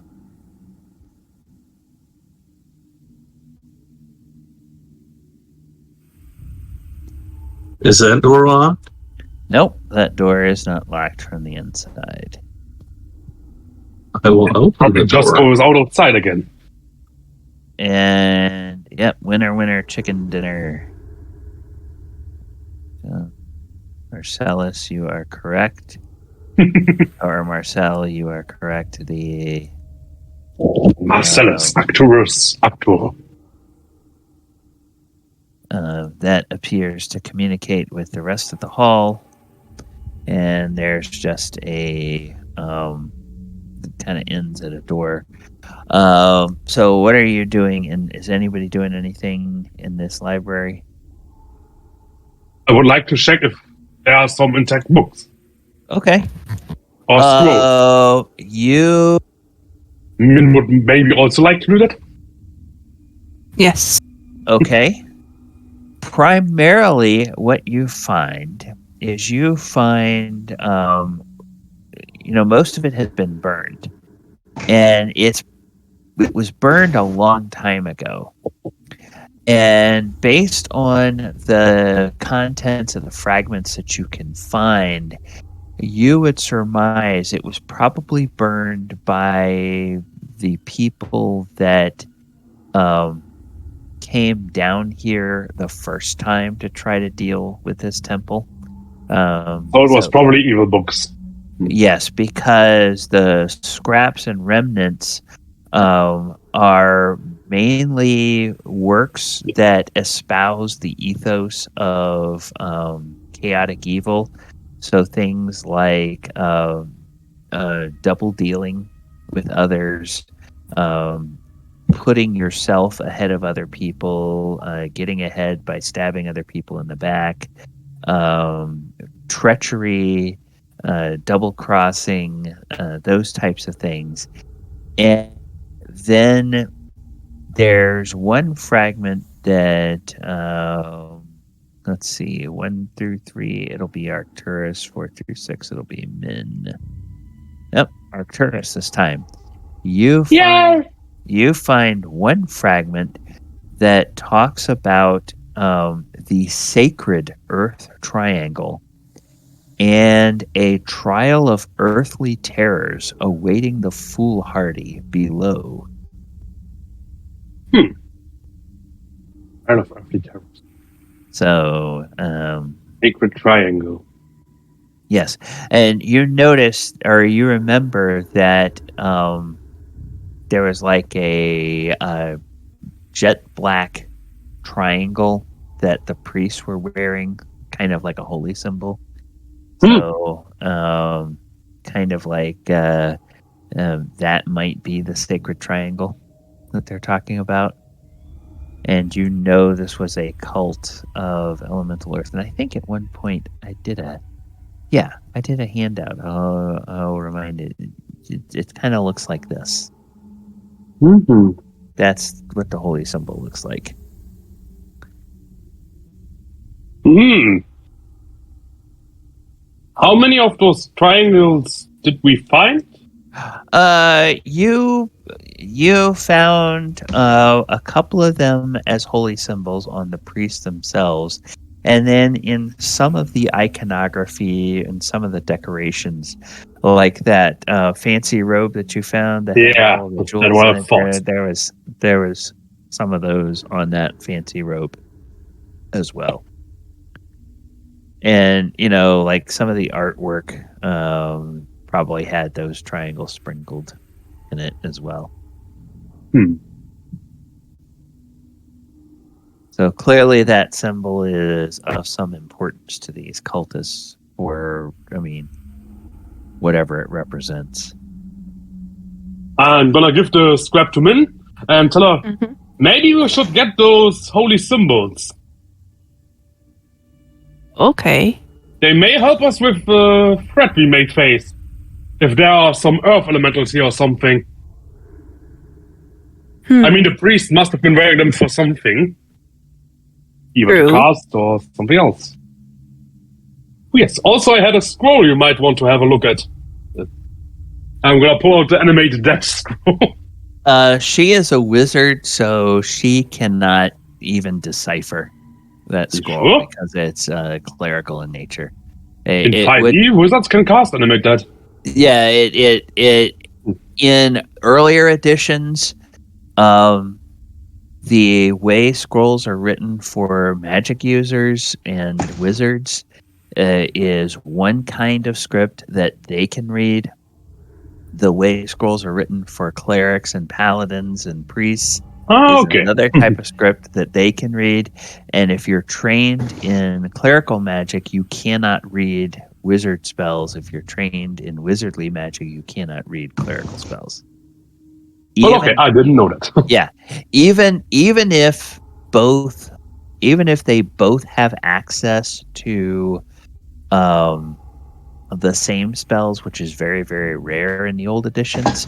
Then it would be needed to be in a different language. Okay, two completely different scripts, and imagining two completely different ways of accomplishing the same. Yeah, because they do it on different ways. We use faith; they use complicated solutions. Exactly. Yes. Understandable. Yes, makes sense. Ignore what I said. No, that's all right. That's all right. Divine magic's more channeled. It's from a source, where arcane magic's kind of pulling the energy from the universe. So divine magic would probably be written more like a prayer, in a way. That would maybe be kind of flowery language, maybe some specific terms or something like keywords, but it would be, as a cleric or as a paladin, you would read it and speak it kind of like you were uttering a prayer to your deity. Mm-hmm. From, as Casca said, from a wizard standpoint, you would be commanding the very essence of the multiverse to pull the magic forth and instead of just calling of God. Yes, calling on God to do it for you by your internal fortitude. Driving at your enemies. Unless you're in Dragonlance. Yeah. And then everybody's magic comes from the gut. Yeah, that's true. All right, so that's kind of what you find here in this library. I would like to go back and retrieve some of those holy symbols. All right, so you spend a few minutes, go back and get some holy symbols. How many do I have? Oh, there were 2 holy symbols. Well, only 2. Yeah. Well, 2 of them that are made as holy symbols, like amulets that you would wear around your neck. The others are either part of artwork or, part of a wall painting. I'm not going to rip off an artwork and wear it as a necklace. Or embroidered into robes or things of that nature. So there's 2 that are standalone holy symbols that you could take and use. Yes, I'll take one and put it around my neck, and the other one I'm going to give Min. You get it. Whoa, are you telling me that a paladin is going to wear a false idol? A what? A false idol? Isn't that like, sinful or something? No. At least not as far as I know. Not like I worship him.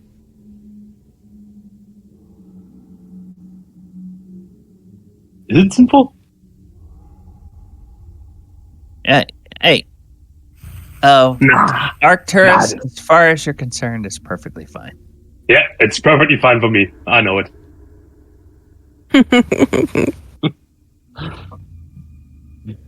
Are you attempting to deceive me, Talon? I'm just wondering because Talon. you worship some make-believe thing, and now you're wanting to embrace something that's real. So I don't understand what you're doing. Maybe you're a changeling and not Talon. What? I've read about changelings. They steal our jobs.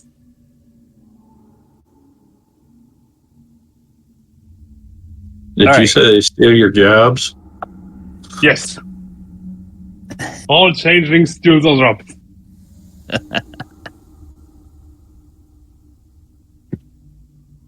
All right, so Good one. we have been in the library here. Now what would we like to do?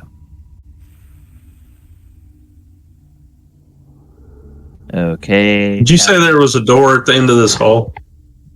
There is a wall at the end of the hall. Oh, there's just a wall. Yes. Well, I guess the half-elves check to see if there's a secret door there. Okay.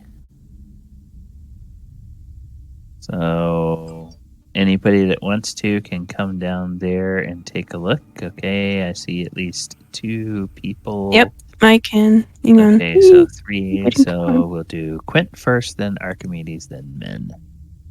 So Quint. And just roll a d6. I've sorry. Archimedes and Min. Okay, Quint, this time you are the eagle eye. The other 2 do not notice anything, but you notice very cleverly worked into the stonework here. There is a part of the wall that looks like it swings to the south and opens like a door. And when you look beyond that, you see a corridor. You are at kind of the L of a corridor, and you can see that one arm of the corridor heads straight south. The other arm of the corridor goes east for a bit, and then it begins to do this thing that the architects here apparently just really were very fond of, which is doing these angled corridors that go off this way. Okay. And I will tell you, as someone who spent a lot of time as a teenager before the days when teens had access to things like mobile phones or potentially enough money to call for an Uber or a Lyft to go somewhere and hang out with their friends. There were many, many weekend nights when I was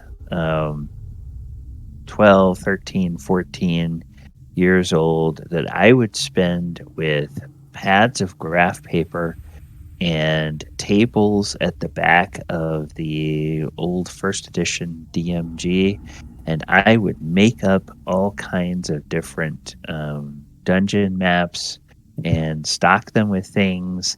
And when you roll the dice and let the dice tell you how the dungeon is laid out, you get a lot of stuff like this, where it's just like, for no apparent reason, the corridor turns and goes at a 45-degree angle. It's like, why? I don't know. That's what the dice said to do. So when I look at these old maps, it's like, yeah, I think they kind of were eating their own cooking. I think they were making a lot of their maps with with the tables and the backs of their own books.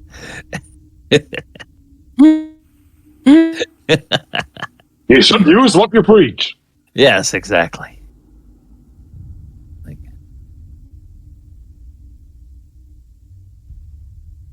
All right, well, we'll check this site out over here. okay.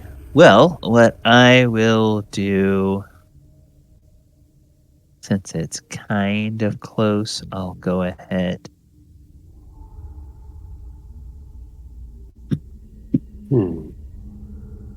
And reveal that this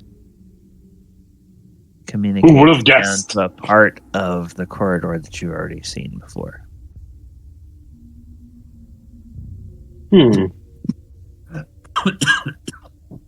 Pardon me. Still searching for a scimitar.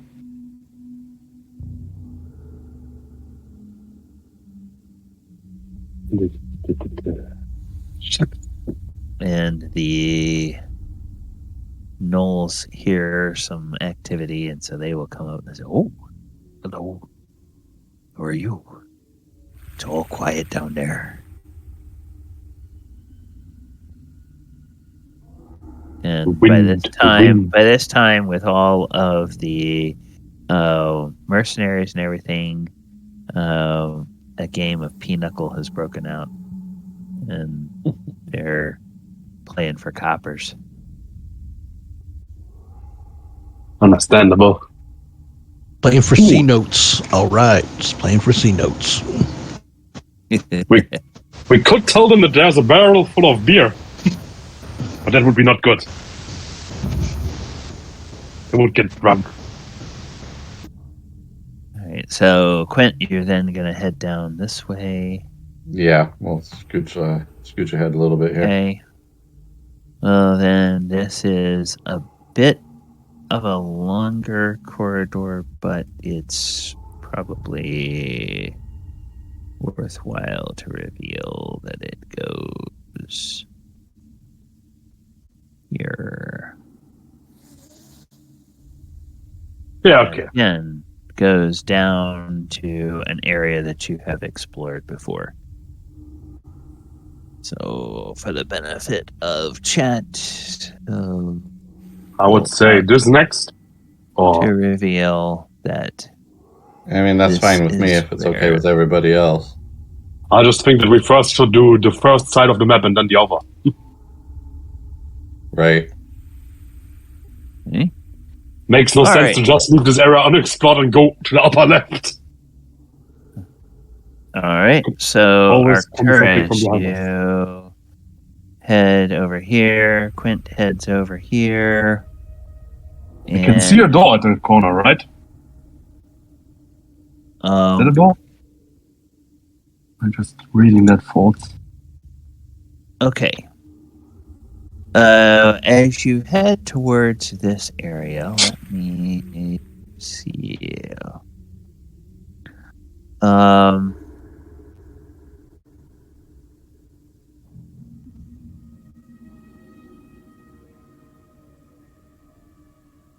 right.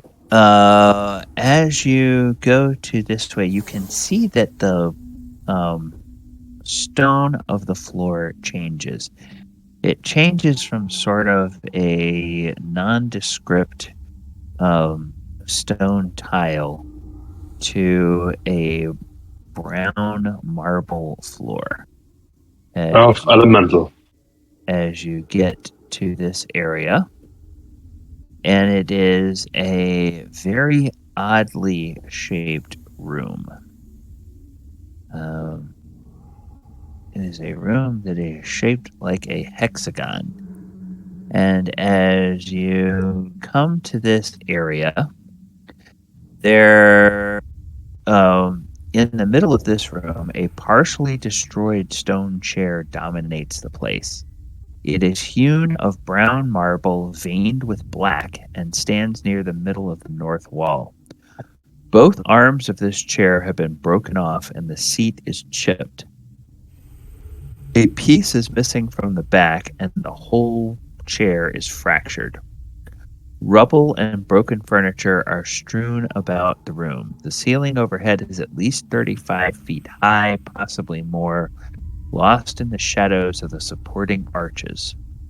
The stench of rotting flesh faintly lingers throughout this area.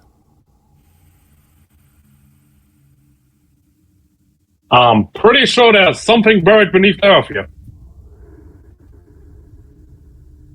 Is what I'm saying to Quint. I agree with you there.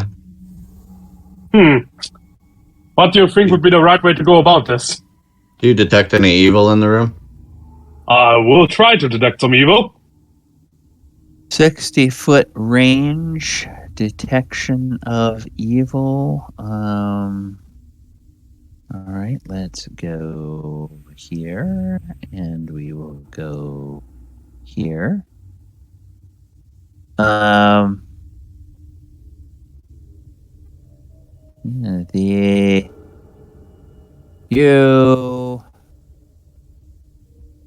You do not detect any evil. It would not surprise you if this chair may have once been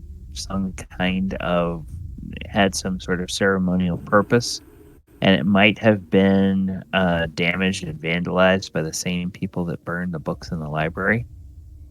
But there's nothing actively evil in here now. I at least cannot detect anything right now. Okay. You cover my back. I'm going to try to go to the throne. You okay with that, Quint? That's fine, but don't rush all the way there. Let's take it slow. Oh no, I'm going to walk slow. All right. Okay. One step at a time. Okay, Arcturus, you get about there, and when you get there, I have my sword on. There is a sound that you and your companions hear, and it's a sound up above in the shadowy recesses of Giant stone drops on me and I'm dead. Of the ceiling. And the sound that you hear is accompanied then by the fluttering of creatures as they descend from the ceiling towards the tasty morsels that have walked into the room in order to get lunch.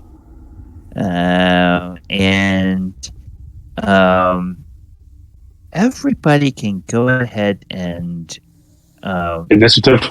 Make an initiative roll, but you can go ahead and make a let's call it a wisdom check to see if you recognize what kind of creatures these are. If you have any kind of like survival or nature skill, you can go ahead and roll that as well.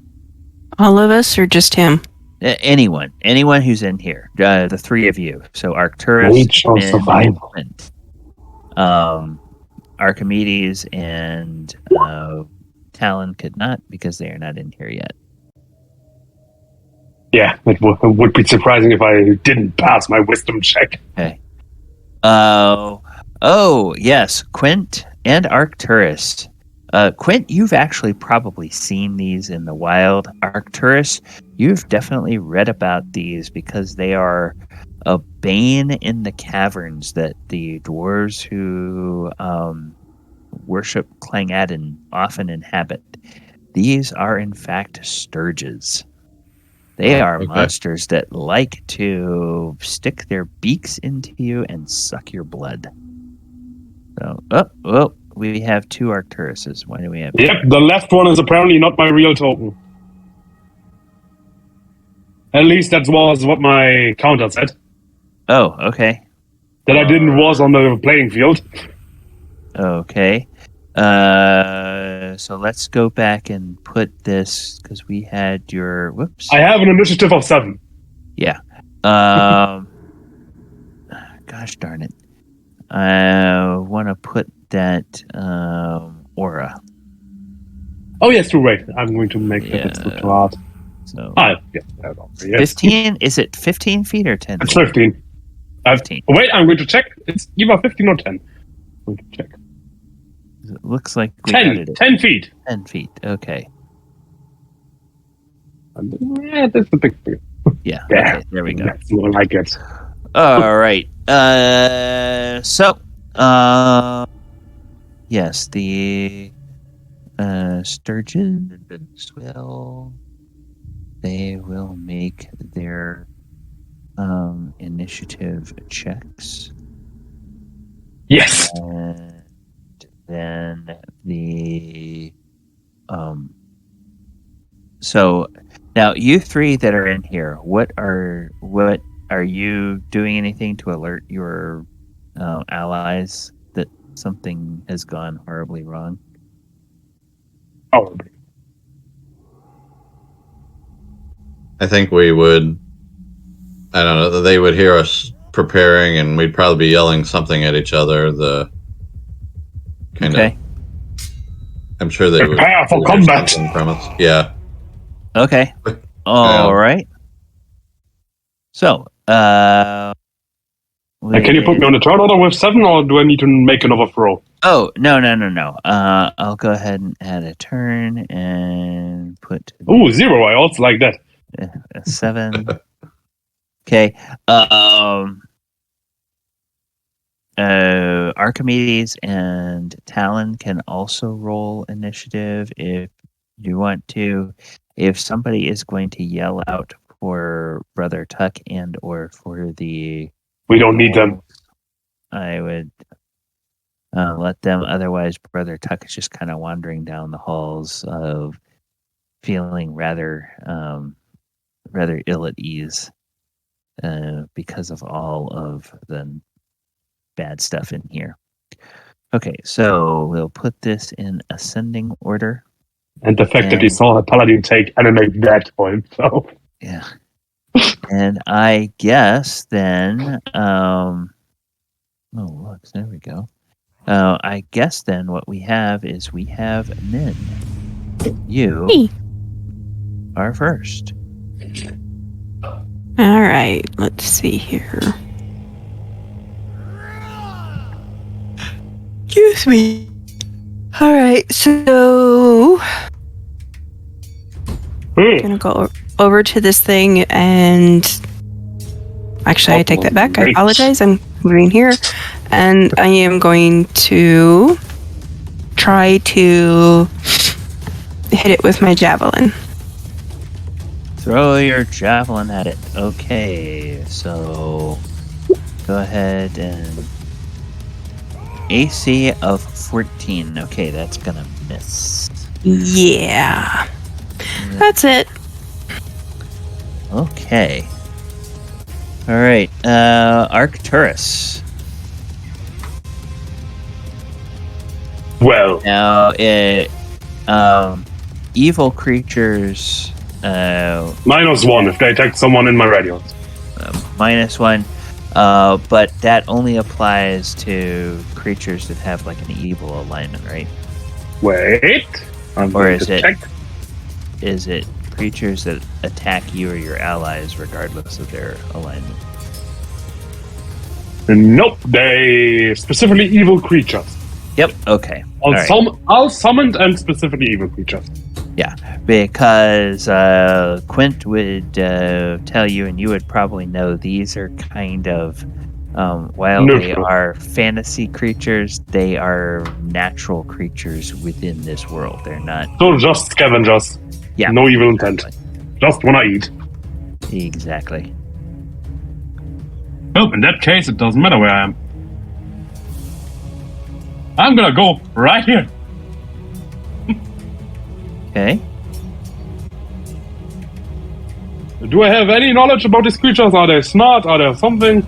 They're animal intelligence. Their habits are like, imagine, if you will, a furry, feathered creature that has kind of bat-like wings that's about the size of a barn owl, maybe a little bit larger than a barn owl, and it has a beak that reminds you a bit of a mosquito's long, pointy beak, and it tends to latch onto people and shove that beak into their flesh and then start to drink their blood. So that's kind of what these things do. Yep.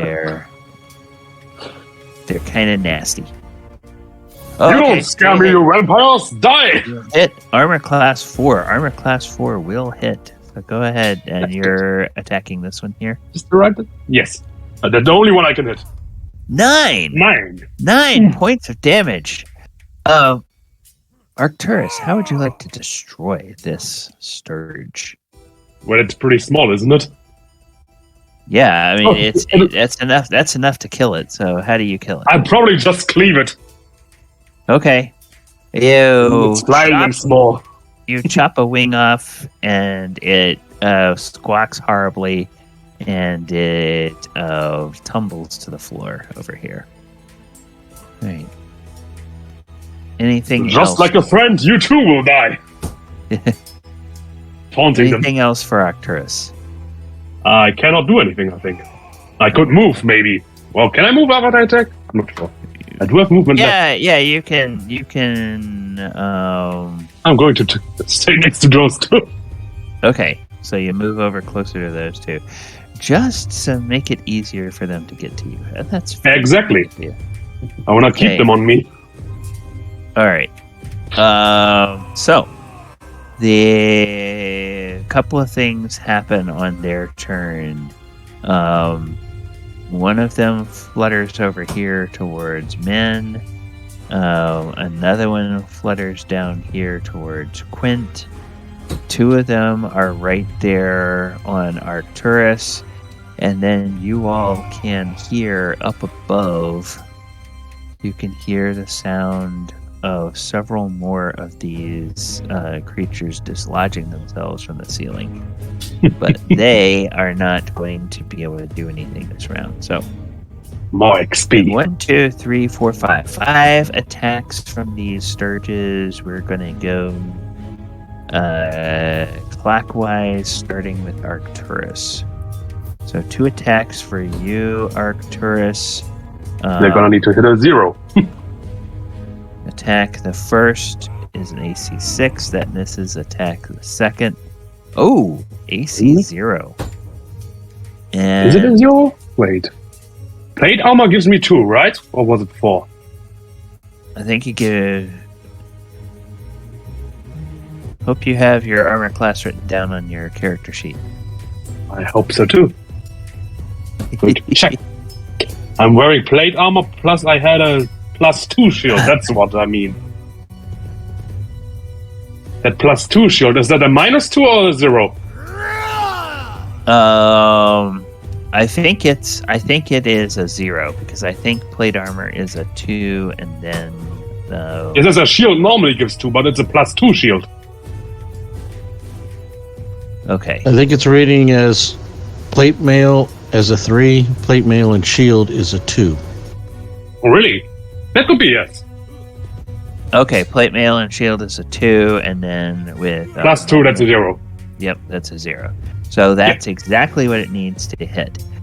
Okay, this horrible little monster manages to grasp its little talons onto the edge of your plate mail right by your shoulder. And then it takes its little beak and it pierces into your neck, kind of sticking down into the flesh between your neck and your shoulder. And it deals 2 points of damage, and it is stuck to you. And if you do not get it off, it will automatically deal damage to you next time. So that was this one. This one is this one is actually, we're just going to use that little thing, the arrows, to show that it's actually stuck onto Arcturus. So Min, you have one of these horrible little beasts that is attacking you. And it hits an AC 12, which I believe will miss. And I have just looked up. Full shield, full plate armor plus shield is a 0. But hey, it doesn't matter. It hit me. Oh. That actually would be my -2. -2. Okay, then write that down on your character sheet so you don't have to. I'm going to do that. Yeah. But this one hit me. I'm just going to accept that. Okay. My fault. Quint. Yes. Attack the first, AC 4. Attack the second, AC 2. Will either of those hit you? Yeah, my AC 7. Oh, so 2 of these horrible little monsters. The first one deals 2 damage to you and is affixed to your armor, grasping on with its horrible little claws. The second one also deals 2 damage and is affixed to you with its horrible little claws. So you have these 2 guys that are grabbed onto you. You cannot get away from them. You could attack them if you wanted to attack them. If you wanted to pull them off, that would be an action in lieu of your attack. So, for anybody that has these on them. I think my AC is... But you got a 12, and so it missed you. But no. Write down whatever your armor class is. I'm trying to figure out where that is on my sheet. Same here. I don't have any armor. Well, you'll still have a 10 then. That's a 10, and then what is your dexterity? My dexterity is 15, so defensive adjustment -1, so... Where would you normally write with Fucko? Effect 0. Your AC is usually on your... Yeah, I'm showing, Min, that you have an AC of 8. So with a -2 adjustment from the dexterity bonus, that makes sense. So now you need to... Okay, where the hell do you find that? I think you find it on the tracker. Yes, you find it on the tracker. So yes, go there. to character sheet, go to tracker, and then 3rd or 4th row down is the Got it. Okay. And so, yeah, 8. It's on my little token. It's the one in the blue. Right, it's the 8. And Arcturus, let's double check because I don't think we ever updated your token. So yes, okay, so we need to update your token so that it reflects. No. Oh.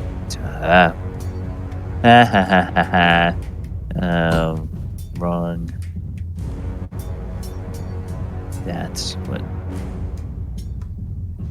There we go. That's right. Okay. So, that's the fuck with the blue fellow. Okay. okay. So, Quint, your turn. Okay. So, can I pull each of those off of me instead of my two you attacks can pull this time? one. You can pull one of the, or you have 2 attacks. So yes, Right. You can pull, Yeah. You can pull each of those off of you. Make me a strength check.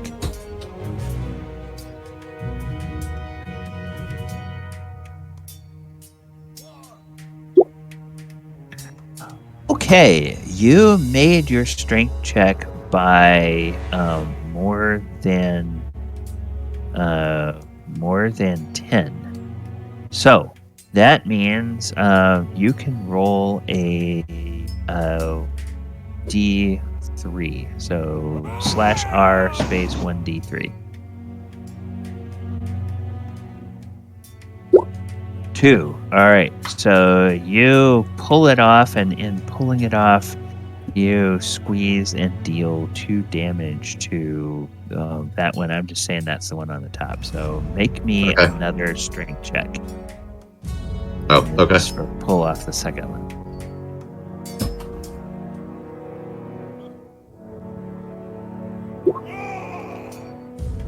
Okay. Same thing. Yeah, same thing. And that's weird. You don't. Oh, okay. Yeah. All right. You don't have that set up right, because it's thinking your strength is a 20, and that's not the case. Well, I have that belt of giant strength on. Oh. Okay. All right. That's right. Yeah, so I updated my strength on the attribute tab to reflect that, and then just made a note what it was before the belt. All right. Never mind. Thank you for reminding me. So go ahead and roll another D3.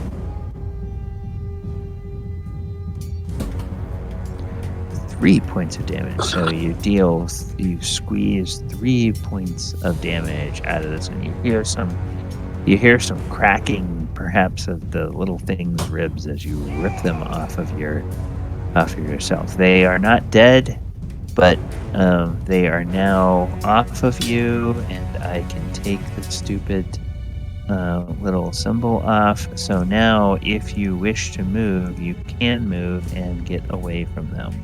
Am I still holding them, or did I just pull them off and toss them on the ground? I guess that's up to you. Would you grab them and try to hold them in your arm, or hold them in your hands, or I was going to hold them this turn, and then next turn try and smash them into the ground. Okay, so you are holding them. Yes. You have them. You have them grappled. I turned the tables on them. All right. So you are doing that. All right. I see we had a couple of other people. Talon, were you going to add yourself to the initiative order? He messaged that he was having internet issues and was going to have to call it a night. Oh, okay. Okay. All right. So, Bob, we'll go ahead and give you a turn at the end of the round. Go ahead and move yourself up in there if you want to, and see what you might want to do. Quint is holding these 2 in his hands. Otherwise, there is one stuck to Arcturus's armor, another one fluttering around Arcturus, one over here next to Min, and several more in midair up here in the northern part of the room. So what would you like to do?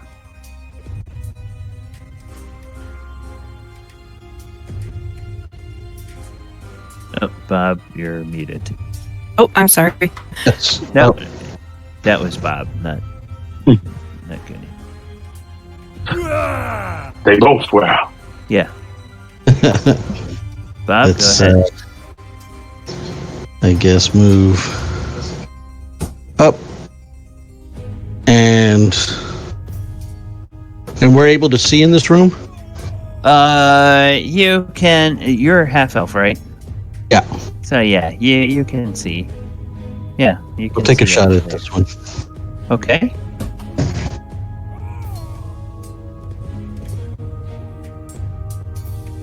Go to.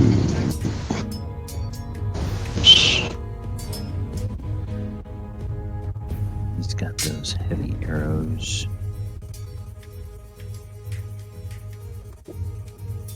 Ooh, 16. 16. It zips past and clatters into the wall beyond. There we go. Oh! Second hit. Oh, that's really good. That nails it. So go ahead and roll some damage. And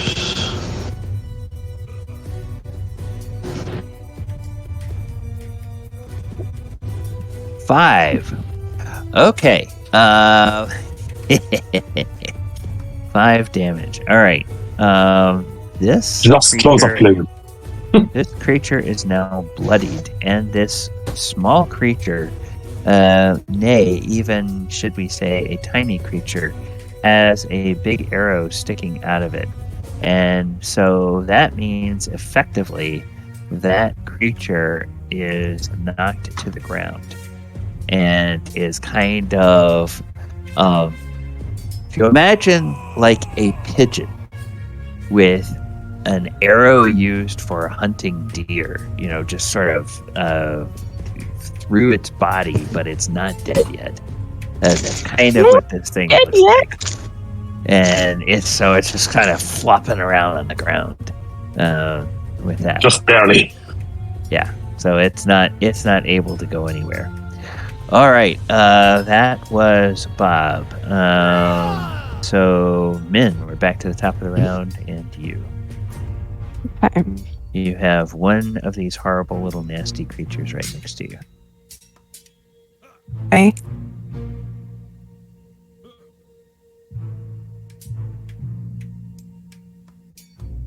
All right. So,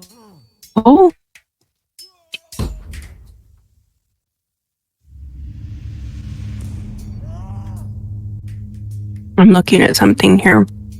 All right.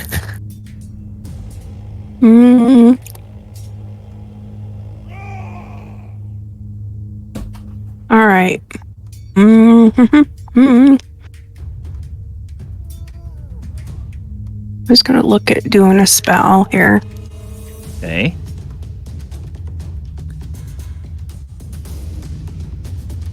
Now, with sleep spell, am I able to, as long as they're within 30 feet of me, can I pick?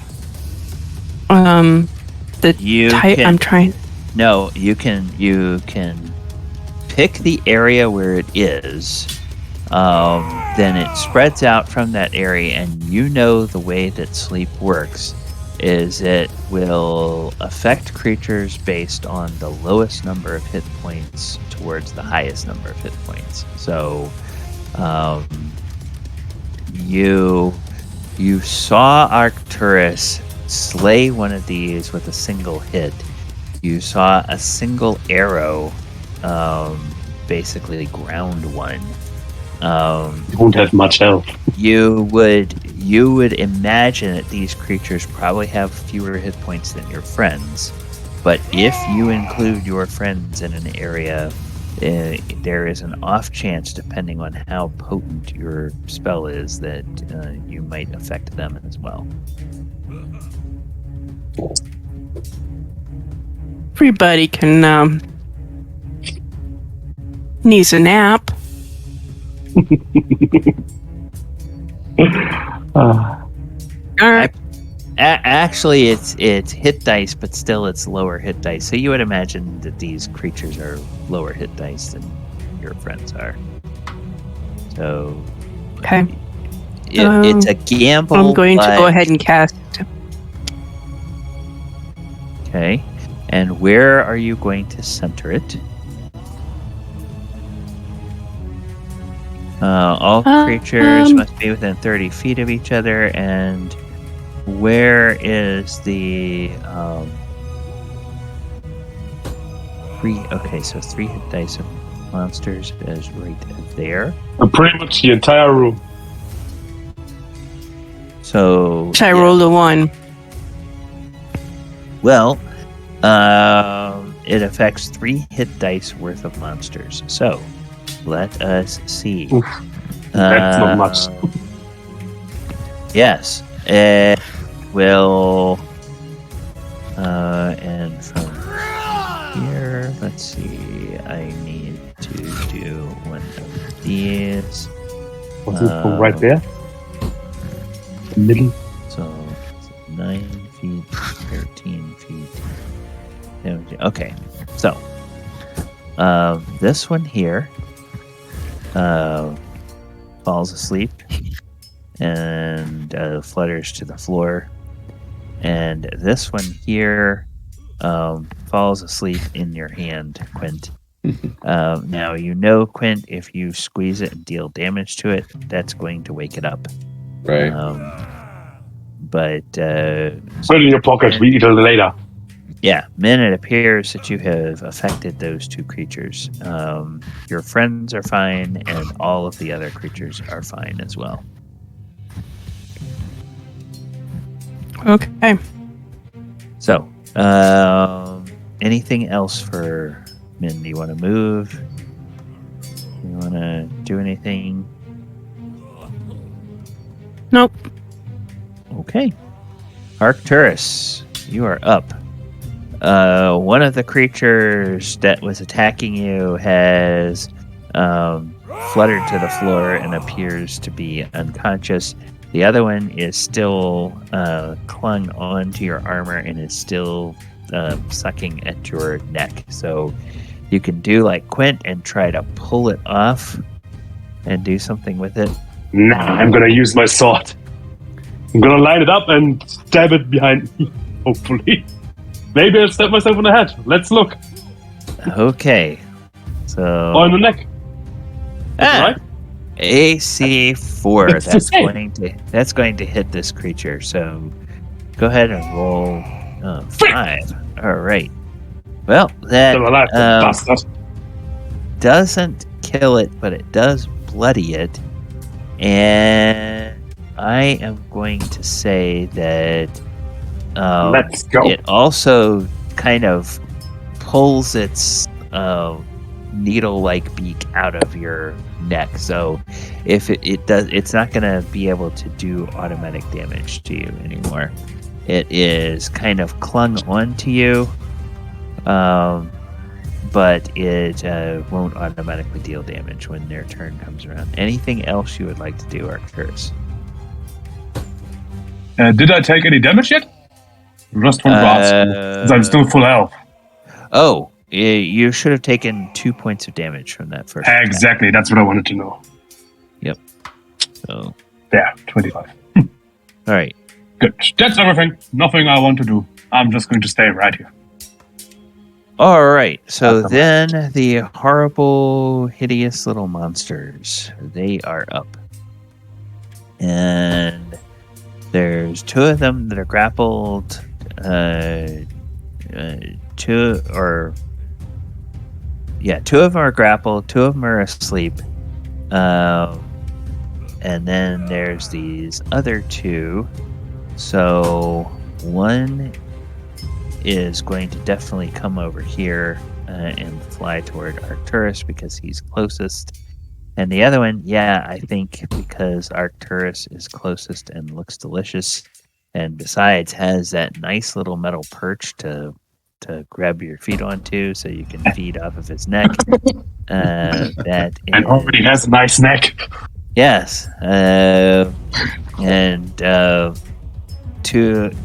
one out of 2 Stirges surveyed said, "Hey, that blood's pretty good."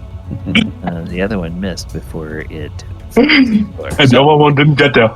Yeah, 3 attacks on Arcturus, 1 attack on Min, and Quint.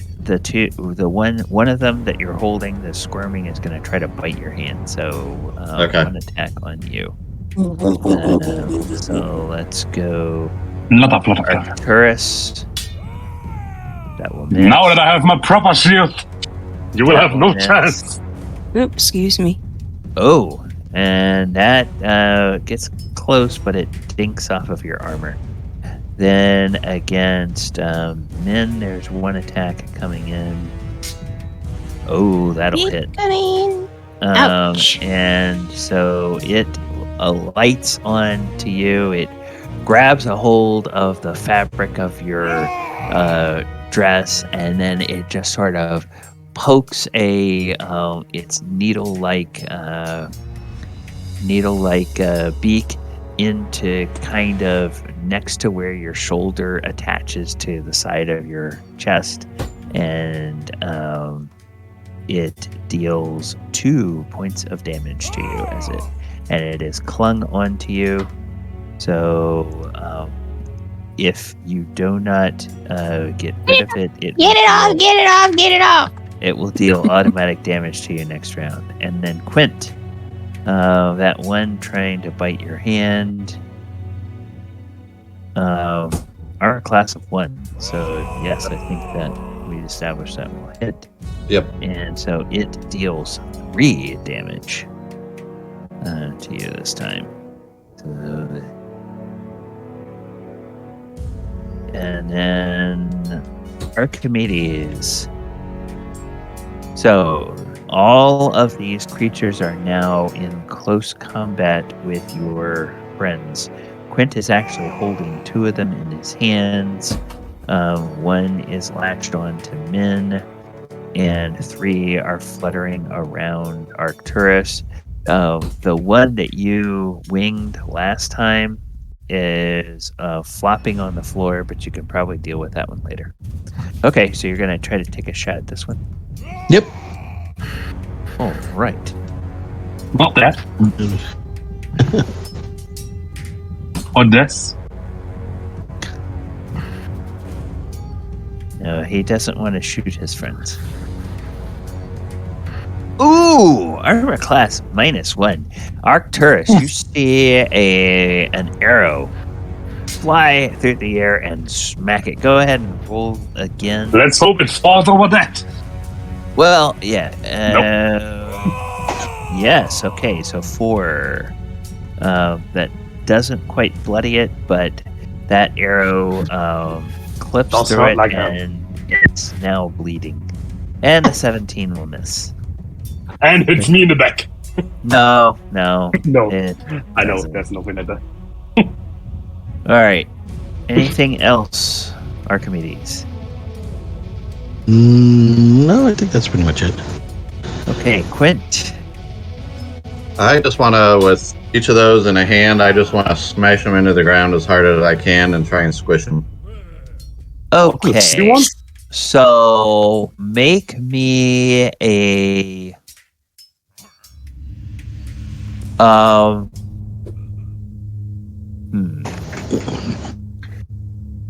Bestimmt. make me a do you have melee weapons? Well, my swords, yeah.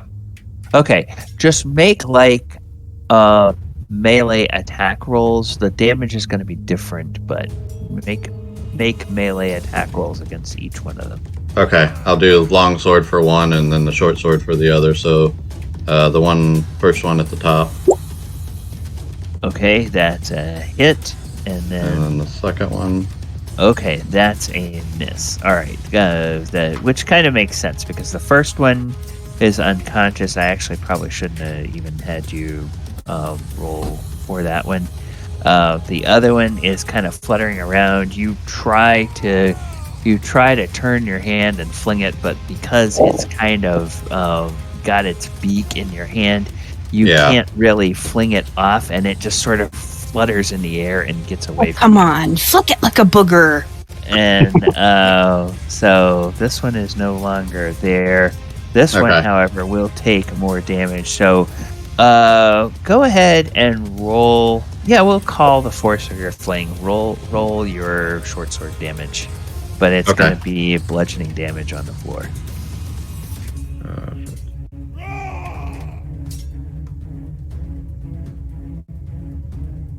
Oh, yeah. Okay, you just utterly smash that. Squished it.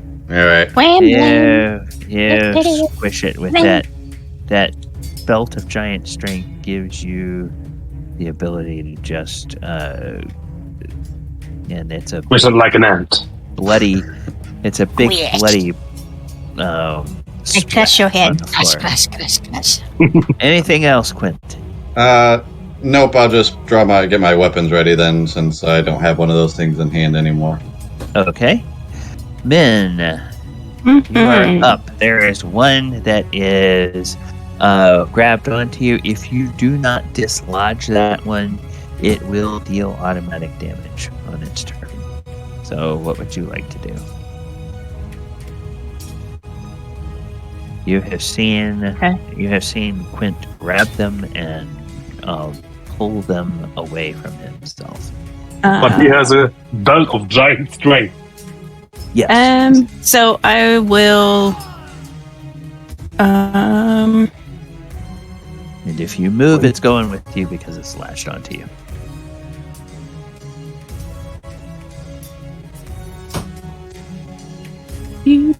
Boo.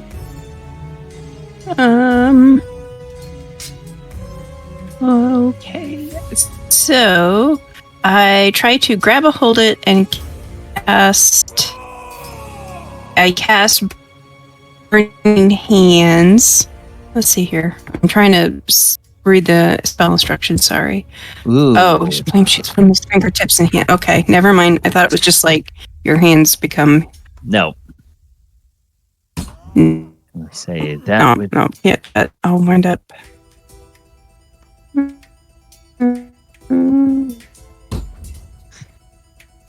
That won't work. And that spell is too big. But here. You can make a strength check to pull it off of. Yeah, I'm gonna have to. Okay. So Okay. do a strength check. So attribute strength. Okay, that succeeds. You pull it off of your neck, and you have it in your hands. Actually, you did not. Yeah. You made it by 5, so you have it in your hands, but you do not. You were not able to crush it because you didn't beat it by 10. So you have this thing in your hands. It's flapping around, and it's going to try to bite your hand the same way that other one tried to bite Quint's hand before. But it's not going to deal automatic damage to you. Okay. So you're holding it in your hand, kind of like you're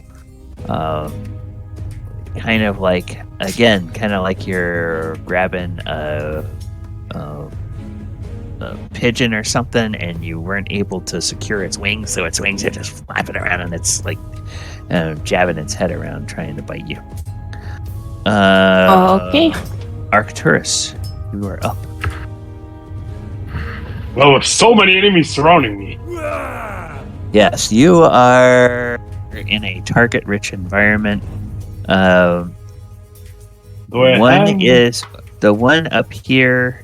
As long as One of them has bitten me. is out. This one is bloodied. I'm gonna detect the one who bit me. Okay. 14. That's not gonna hit. Nope, that misses. Anything else? Big swing and a miss. Not much I can do. I'm not going to move out of all of the ranges. Okay. So, I'm just gonna take my shield and beat a tank. yep. The monsters will get to go. So, 3 attacks on Arcturus, 1 on Min, 1 on Quint. So, attack first on Arcturus, misses. Attack the second, misses. Attack the third, misses. Attack the first on Min. Oh, that will hit. So now it bites your hand, and it deals 2 damage to you. And the attack on Quint. Ah, that misses, Quint. Yeah, finally. All Quint, right. what kind of giant strength build is that? Just gonna ask. Stone giant. Stone giant, Christ's sake. Okay. So now, Archimedes, as your turn comes up, you see that this Stirge has jabbed its proboscis into Min's hand. It's kind of jabbed its beak like right between the webbing of two fingers and just jabbed down into the meat of her hand. And it looks kind of painful. But what would you like to do?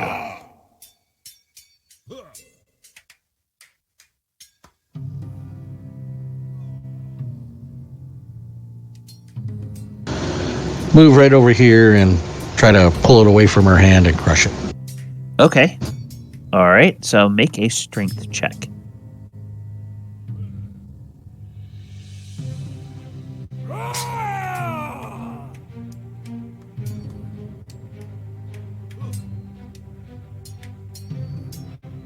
No modifiers. Correct. Oh, success. So you are able to pull it away from her hand. However, so it is not stuck into her. It will not deal automatic damage. However, you did not beat the target by 5, which means that as you pull it away, it kind of flutters and fights against you, and it flies out of your hand.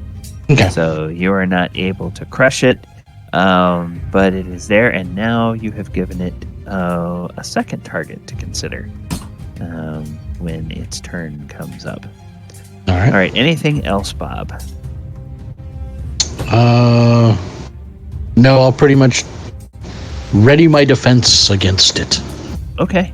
All That's right. about it. Sounds good. Quint, you are up. All right. Well, I'm going to take a swing at with my longsword at the one right in front of me here. Oh, okay. Somehow I had these backwards. This one is that. Okay. 12. Yes, a 12 is going to miss. I will try with my short sword then. Okay. Oh, that's going to hit. Well, that one got him. All right. That would have even hit me. Masterful blow. Yeah, that belt of giants. Oh, Ooh, there you go. how would you like to kill this Stirge? I am just gonna cleave it in two.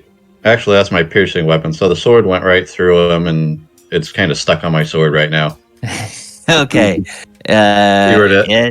Yeah, and he's there, kind of like flinging his sword, trying to get the stupid Stirge carcass off. All right. Would you like to move? I'll wait till my next turn to move. Okay. All right.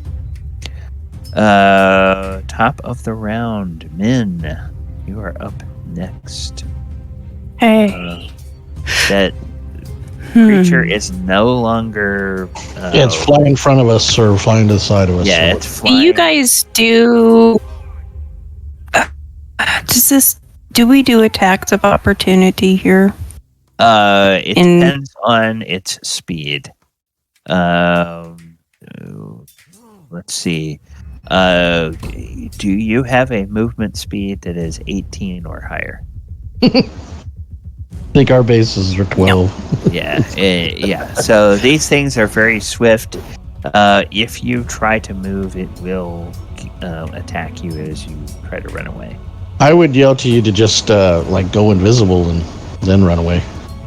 Oh, fuck! I forgot I have that. Damn. Okay. So I go invisible. Okay. So yes, I You want can't to. see her. Yeah, I wanted to. So that's my action is just going invisible, and then my movement, or do Actually, the way it works in this game is you just have to think about it, so it doesn't even take an action to go Okay. invisible. So, what I'm going to do then is go.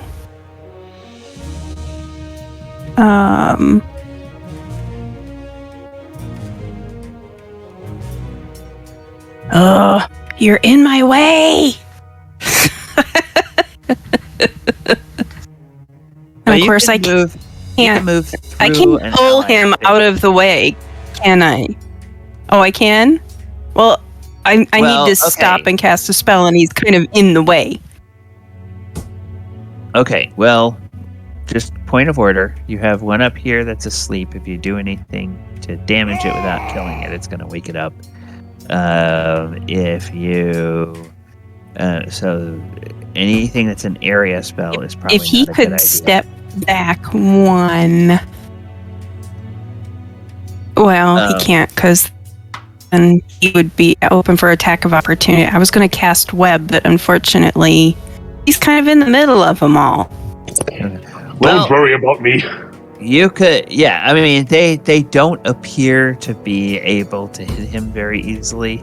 I'm not trapped in here with them. They're trapped in here with me. Yeah. They. All right, so I'm going to cast Web, and when I do that, it's basically going to be here on up. So it's going to be like, you know, up here, that kind of thing. Okay, so so you are Basically, including it'll catch Thayer. him in the edge of it. Okay. It'll catch him in the edge of it, but it should grab all the rest of these, and then I can cut him out. And it's a 20-foot square, right?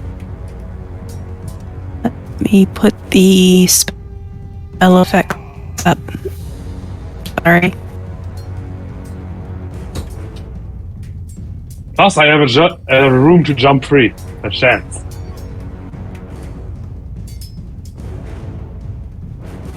So 10 foot by 10 foot by 10 foot, or 40 feet high, 20 feet wide, 10 feet deep, maybe cast. So Okay. There we go.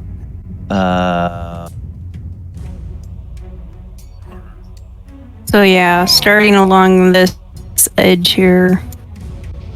10 That by, way I can grab this guy here. okay, This 10 guy by 10? here. This guy 10 here. by 10?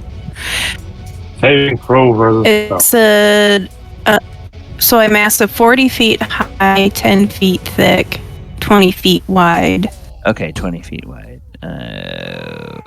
Yeah. Don't, So there, alright, so, whoops. and 40 feet thick. So it's basically going to cram into this corner. Or, yeah.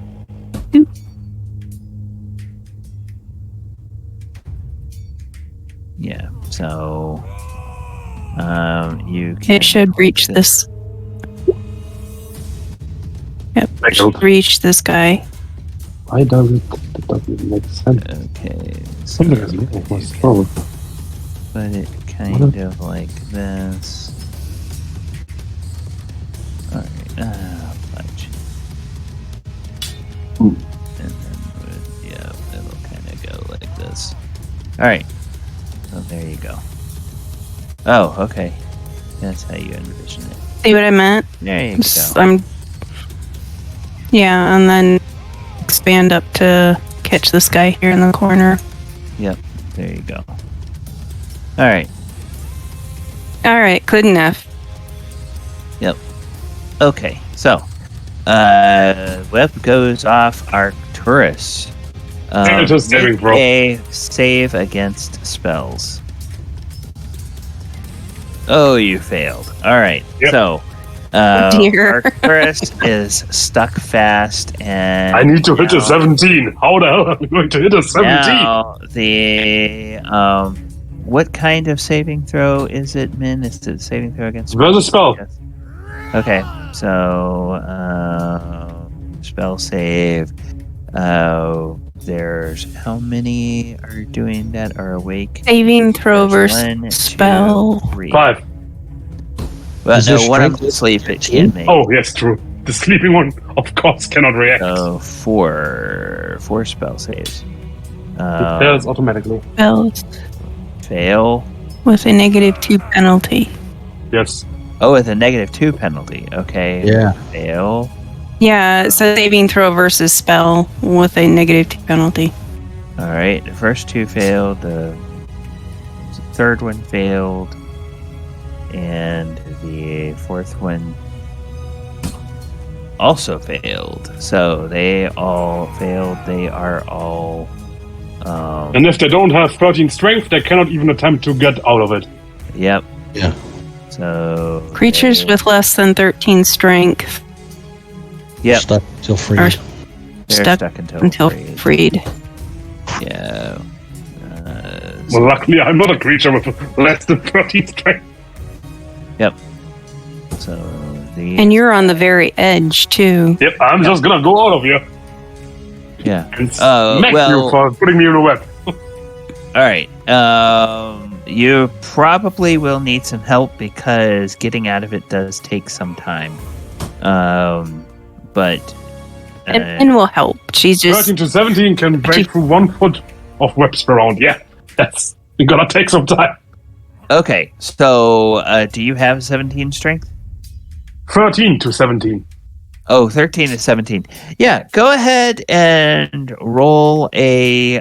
You're right on the edge of it, so yeah, you don't even have to roll. I'll say you can cut yourself out of it, but Oh, true, I also have a sword in my hand. yeah, that's all you can do. So you can take one step back, and these guys don't get a chance to. Min's like, I'm sorry. Doesn't matter, I'm You out. were kind of in the way. Okay. Like I always am, apparently. Okay. Just don't do it with a fireball. All right. Archimedes. You can step back, Min, come back one. Yeah, Min disappeared. So this creature in front of you is going to try to attack you. What? Yeah. Oh, and it hits an Buddy, AC buddy. -2. Ooh, that just Shit. barely hits. Oh, It latches on to your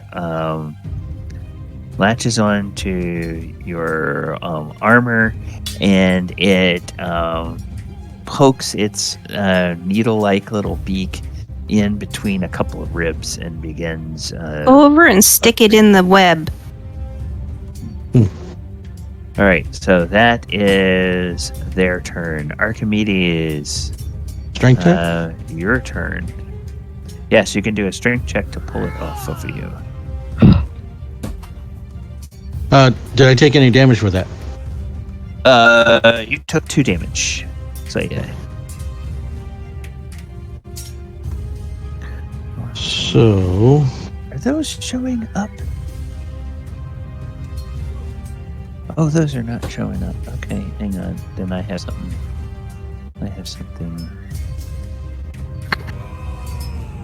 Oh.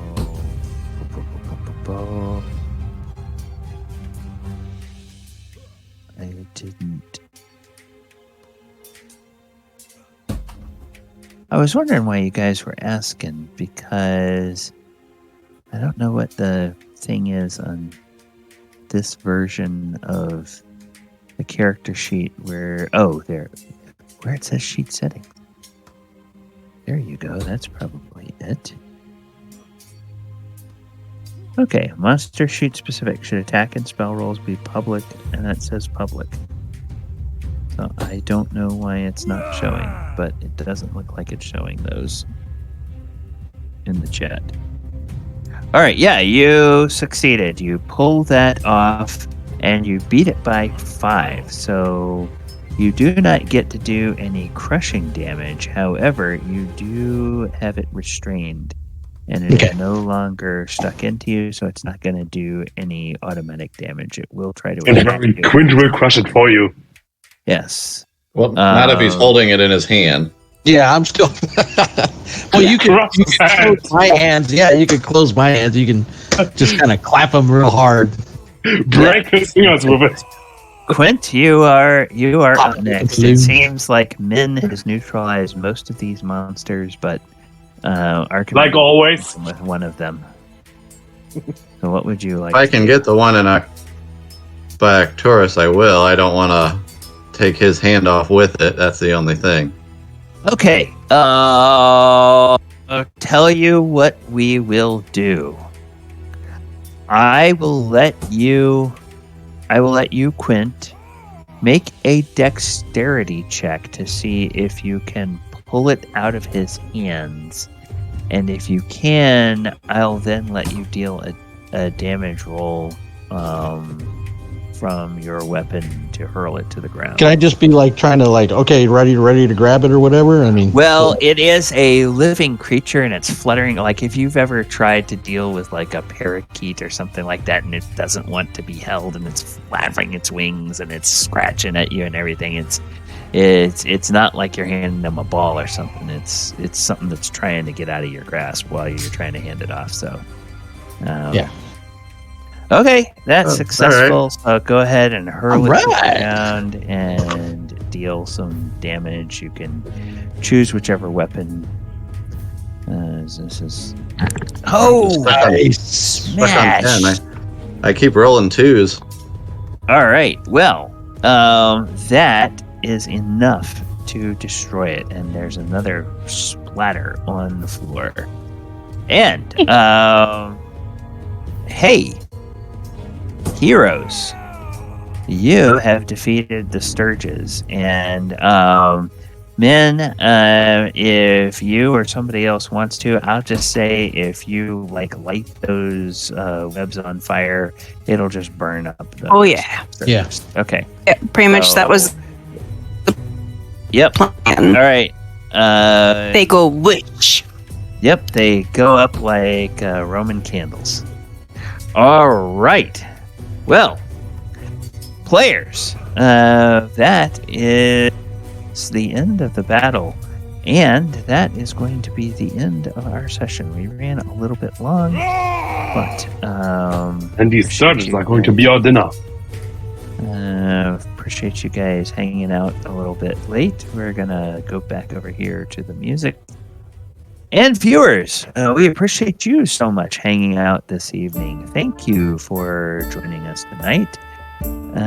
Hope you have enjoyed our session. This is the original Temple of Elemental Evil, written by Gary Gygax, way back in the before times of the early 1980s, and based on something that they did at a convention even earlier than that back in the 70s. So this is one of those classic modules that everybody talks about, but not everybody has had a chance to play. So we are getting through that, and this is how all of those things went. And I just realized I had done something bad. I had not shown chat where we were over here in this room over here. So I'm sorry about that, chat. But yeah, you guys were over there fighting in that hexagonal room. All right, viewers, we will be back tomorrow, 2 p.m. Eastern Time, U.S. for the 5th edition Walker of Waterdeep game. They are in a big bad boss battle in that game, coming to the end of an arc of the story. And then when they finish that and get all of that stuff resolved, they will be getting ready to move into a new arc of the story. Then Monday, we will be coming in for a Monster Monday, 8 p.m. Eastern Time. That is going to be a look at the Elixian Aboleth, which is a variation on the Aboleth created by Matt Mercer for the Netherdeep campaign book from Wizards of the Coast. And so we'll look at how that Critical Role monster it differs from normal Aboleths. We'll also kind of imagine some variants of Aboleths that you can use from Tier 1 parties all the way to Tier 4 parties. And some of those are based on what Matt has done in his game, and others are based on looking at old versions of Aboleths from previous editions of D&D. So that will be Monday night. Then Wednesday night, no game because of a friendly. Arsenal is in town for a friendly against my team. So I will be at that match. And Good luck. Turns out there's actually 2 Wednesdays in a row. Because of the fact that we have gone so deep into the U.S. Open Cup, the next match, I had thought for some reason that next match in the U.S. Open Cup was on a Friday night, but it turns out it's on Wednesday night, the 27th. So 2 Wednesdays in a row, no Wednesday night game.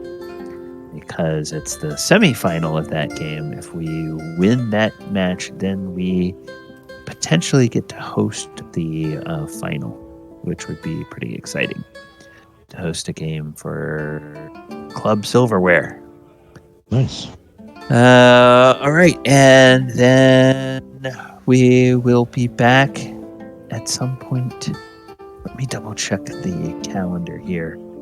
I can't remember whether there's a game next Saturday night or not. July. Yeah, I don't think there's a game next Saturday because there's a home match. 23rd. So we'll have no game on the 23rd. We will have a game on the 30th. No game again on August 6th. And then that August 6th, that looks like that's the only disruption in August. Unless, U.S. Open Cup. September, we probably won't play on the 3rd because that's Labor Day weekend. And then we have a disruption on the 17th.